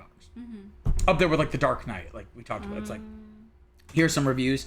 Ayo Edebiri, who's an actress. If you look up her name, you know who that is. You've seen her and stuff. She has a Letterboxd account, and this is like her most popular thing. If you look her up, you've definitely seen her in movies. She was in Bottoms. Oh yes. Yes, I remember. Yes. She wrote a review. She gave the movie like 9 stars, like 4.5 out of 5 stars. But her review is, quote, this movie is great, but I was really shocked by how ugly Yoda was. Sorry if that pisses anybody off, but I'd only seen Baby Yoda, and adult Yoda is fucking busted. I thought so too. Well, and also in comparison to the CGI one, it just looked strange, you know. Yeah. James Shafrillis writes, the only Star Wars movie to fully explore the ramifications of Yoda's ketamine addiction, and that's why it's the best one. What? And Sophie writes, my religions teacher once said, do or do not, there is no try. And my friend leaned over and whispered, which part of the Bible is that from? The Yoda Bible. The Yoda Bible. The Yoda Bible. Okay. Which was also kind of like some bars, though. Because I was like, oh, shit. Like, do or do... There is no try. Do or do not. You there is either no try. do it or you don't do it. Exactly. I mean, you try to do it, but you ultimately did it. Exactly. What? So in terms of the movie's legacy, again, this is why he is Yoda. Exactly. This is why he's Minch. I'm calling him Minch from now on. Minch. It's like saying Joe Steve. It's like there's like 2 things. But only because you think of Yoda as his first name. But again, these were all just random words thrown together. Anyway, so over time, the movie has been critically reassessed. So The Empire Strikes Back remains an enduringly popular piece of cinema. It is considered groundbreaking for its cliffhanger ending, influence on mainstream films, and special effects. Brian Lowry of CNN wrote that without the, quote, groundwork laid by one of the best sequels ever, the Star Wars franchise wouldn't be the force that it is now, end quote. Despite the film's initial mixed reception, it has since been reevaluated by critics and fans and is now often considered the best film in the Star Wars series and one of the greatest films ever made. In 2014, members of the entertainment industry ranked Empire as the 32nd best film of all time in a poll conducted by The Hollywood Reporter. The original Star Wars was at number 11. Oh, that's a big jump. Empire magazine, unrelated, this is called Empire, named it the third best film of all time, saying that the modern cliche of sequels employing a darker tone can be traced back to Empire. So oftentimes, like, the idea of, like, a sequel being darker, this movie starts that convention, or cliche, if you will. A 1997 retrospective review by Roger Ebert declared the film the best of the original trilogy, praising the depth of its storytelling and its ability to create a sense of wonder in the audience. The revelation that Vader is Luke's father continues to be seen as one of the greatest plot twists in cinema. Similarly, Han saying "I know" in response to Leia's love confession is considered one of the most iconic scenes in the Star Wars films and one of the more famous lines of improvised dialogue in cinema. Oh, it was improvised? Supposedly, but that may not be true. As with everything with Star Wars behind-the-scenes info, that may not be true. Landon Palmer, Eric Diaz, and Darren Mooney argue that Empire, and not Star Wars, created the concept of the modern blockbuster film franchise, which includes sequels serving as chapters in an infinitely expanding narrative. Right? As opposed to Godfather Part 2, it's like we had a story, and now we have like a whole other story that's going to begin, middle, and end here. And this is a template which was embraced by other film properties in the decades following Empire's release. This new paradigm stood in opposition to the popular trend of exploiting a successful film by creating low-budget sequels, which resulted in diminishing returns, as what happened with the Jaws franchise. There's like 3 or 4 other ones, and they all suck. Instead, more money was spent on Empire to expand the fictional universe and reap greater box office returns. The use of a cliffhanger ending to set up a future sequel is seen in many modern films, particularly those in the MCU. Now let's briefly talk about the special edition. Oh god, okay. As part of his plan to develop a prequel trilogy of films in the late 90s, like we talked about, Lucas remastered and re-released the original trilogy, including Empire, under the title Star Wars Trilogy Special Edition, to test special effects. This included altering scenes or adding new scenes, some of which tied into the prequel films. Lucas described it as bringing the trilogy closer to his original vision with modern technology. Among the alterations were full shots of the Wampa, as opposed to like just like his face screaming in the camera, and computer-generated locations with added buildings or people. The special edition releases were controversial with fans who consider the changes to the original films unnecessary or too substantial. The unaltered versions have been commercially unavailable since the 2006 DVD release, which used unrestored footage from an early 1990s Laserdisc release, like we talked about. Just like so unnecessary. 100% unnecessary. Okay, Vivian. Favorite part? Scene, character, actor, line, what? Oh, frick. Oh, frick. I'm gonna say Lando and the AT-ATs, and also maybe Yoda too. That is 3 You're not even trying to pick one thing.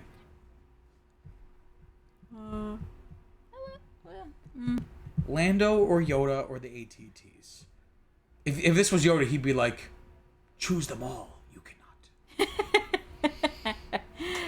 Well, I thought he was fun, and then you know what? You He were seems right. like a fun guy. He just has charisma. I don't know what it is. He just seems like a Lando or Yoda? Yeah, Lando. I don't know. It's called sex appeal. I don't know about that, but it didn't make me want to have sex with him. It just seemed like a cool guy. I mean, you want to have sex with him. Oh, I guess it worked then. Yeah. And then also the AT-ATs. Enough with the AT-ATs! Just because now I know what they're called, and it's fun. and it's funny to say. AT-AT. That's very true. But also, when you first told me, I'm going to tell them.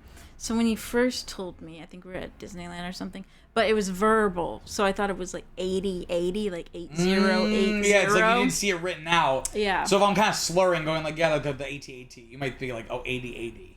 Yeah. Like you were just being like, you were just pronouncing it like. Weird, yeah. Or more pronounced. Yeah. My favorite part is everything I talked about with Vader. That whole little Yes, thesis. with Vader. Because you feel bad for him.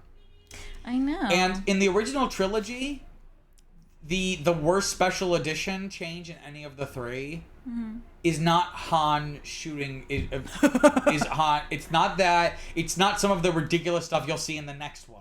Yeah. Well, we're not gonna see it. We'll watch the YouTube video showing the comparison. Yeah. The worst change. Remember, I told you after Luke rejects him and he drops his arm, he's all dejected, and then the next time we see him, he's like, "Bring me my shuttle," and the music swells. They changed the line. He's like, someone get me my shuttle. I must go. Like, it's like this long, drawn out. I think Lucas was like, I feel insecure about him just walking towards the camera for 4 seconds without saying anything. So we need to fill it with dialogue. I'm like, bro, no. Him not saying anything is what makes it dramatically impactful. They've done that multiple times before. That's my least favorite change. Because the other ones are dumb, but they don't really change the thematic moment. Yeah. Maybe with Han, arguably with Han in the shooting, because the whole point is to show that he's like a bad person. Yeah. And like, oh, well, who are Luke and Obi-Wan? Who are they gang involved with here? Like, he's not a good guy, right? Anyway.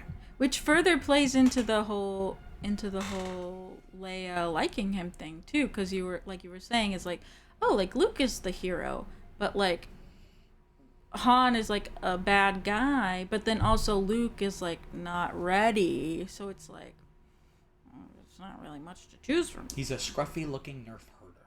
I don't know what a nerf is. And he goes, who's scruffy looking? I would say she should go for Chewbacca, but he's married. As we know, he's married. He's a father. Okay, Vivian, 1 to 10. What are you giving this movie? I think I'm gonna give it a 7. A 7. Okay, so you gave the last one a 7. So are you gonna put this above or below the original? Freak. Oh, fuck my cock. I don't know why, because I feel like this one was like differently paced and like it should be like more entertaining, whereas like there's like long shots of just like R2-D2 just roaming the desert. In the first one, yeah. But which one do you like more? If you had to own one or the other, which one would you pick? I kind of like Star Wars a little bit. Really? Okay. So this is going below but the original. Obviously above the holiday special. Really? Are you sure? Yeah, 100. Okay. And yours is above. Yes. I'm gonna give this a 9. A 9? Wow. I was gonna give it a 10.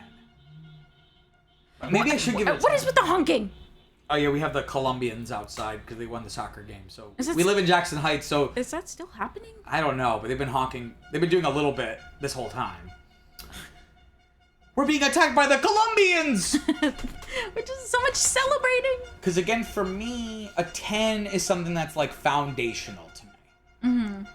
Like Revenge of the Sith. Revenge of the Sith. So I'm like wondering. Return of the Sith, right? Revenge of the Jedi, Return of the Sith. So I'm trying to wonder now, is this foundational? I think this is lowercase f foundational, but the way I talk about like the movies that I give 10 out of 10s to, I think this is not that. Just because like it is better than Revenge of the Sith in every conceivable way, but it was not Empire Strikes Back that made me want to make movies. So I'm gonna give this a 9. So I'm gonna put this above, obviously above Star Wars, the original, because I gave that an 8. Okay, so we're already having some deviation in our rankings, so it's gonna be interesting to see how it all shakes out. Am I frick?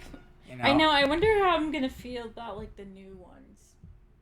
I'm very interested to see that because, like, again, like we've talked about, the value of doing this show is that even if it takes us a long time to watch them, we're watching them all as a group. Like, we are watching them not just like, oh yeah, I'm going to see the new Star Wars, and like obviously it's connected to the other ones. Like, we're watching them all in order and watching the evolution of the franchise. I'm very interested to see your take on the new ones. Yeah, because I remember, like, I think I was like a freshman in high school or something, but like, and that's like when it came out and everyone was obsessed with it. Obsessed! And then it was like, another cultural phenomenon. And like, even though it wasn't that great, but yeah, and then like on Tumblr it was like all like Adam Driver, and then people were like going gaga over Rey and all this stuff, and I was like, I really don't feel compelled to go to the movie theater and watch this. But then the hype kind of like kind of ruined it for you. Almost. And then I think I watched it and I thought it was like fine. I don't really remember. So my hot take is that Episode 9 is the best of the trilogy. Most people say not only is it the worst of the trilogy, not only is it maybe the worst Star Wars film. CGI. Yes, like, people Kershner. say it's the one of the worst movies of all time. What? I think it's the best of that trilogy. And one of my favorite Star Wars movies. I've only seen it twice, but every time I watched it in theaters, I was like, I kind of really like this movie. It's awful, but I also really enjoy it at the same time. And it reminded me of the prequels in that way, where it's like, Revenge of the Sith is not a good movie. Yeah. But there are seeds there, and then my nostalgia for it allow me to still watch it. Whereas like with episodes 1 and 2, it's hard for me to be like have the same nostalgia for. But anyway, I don't care about nostalgia anymore. I care about taking a shower. It's 7:18 p.m. I still have not taken a shower today. Well, because I was waiting until the laundry was done, and then I was gonna clean, and I got all this stuff, and I was we're doing this. Joe Biden is set to make an Oval Office address tonight. My money is that he's stepping out of the campaign, but you listener, you'll know if he did, and if so, when he did it. But anyway, so that threw off all my plans today. Because now I got all this stuff, but I'm like, I gotta sit down at 8 o'clock and watch this, because who knows what's gonna happen. I just gotta go grocery shopping. Anyway, we don't need to wait till 8 o'clock to wrap this up. That's it for this week's episode of Now That's What I Call a Franchise. Next week, we'll be watching the next film in the franchise, the 1983 film Return of the Jedi, originally known as Revenge of the Jedi, and then they changed it like 3 months before. Oh, Viviana, really? where can they find us? You guys can... Interesting. I didn't know that. We'll talk about it. You guys can find us wherever you get your podcasts. Well, because Jedi aren't supposed to be vengeful. Anyways. Precisely. Wherever you get your podcast, including YouTube. And don't forget to follow us on Facebook, Instagram, and Twitter at Franchise Podcast. And if you have the time, leave a rating for us on Apple Podcasts, because apparently that helps. And if you have even more time, leave us a review, too. We know you have many podcasting options, and we thank you for choosing us. Peace out, guys. Later, Gators.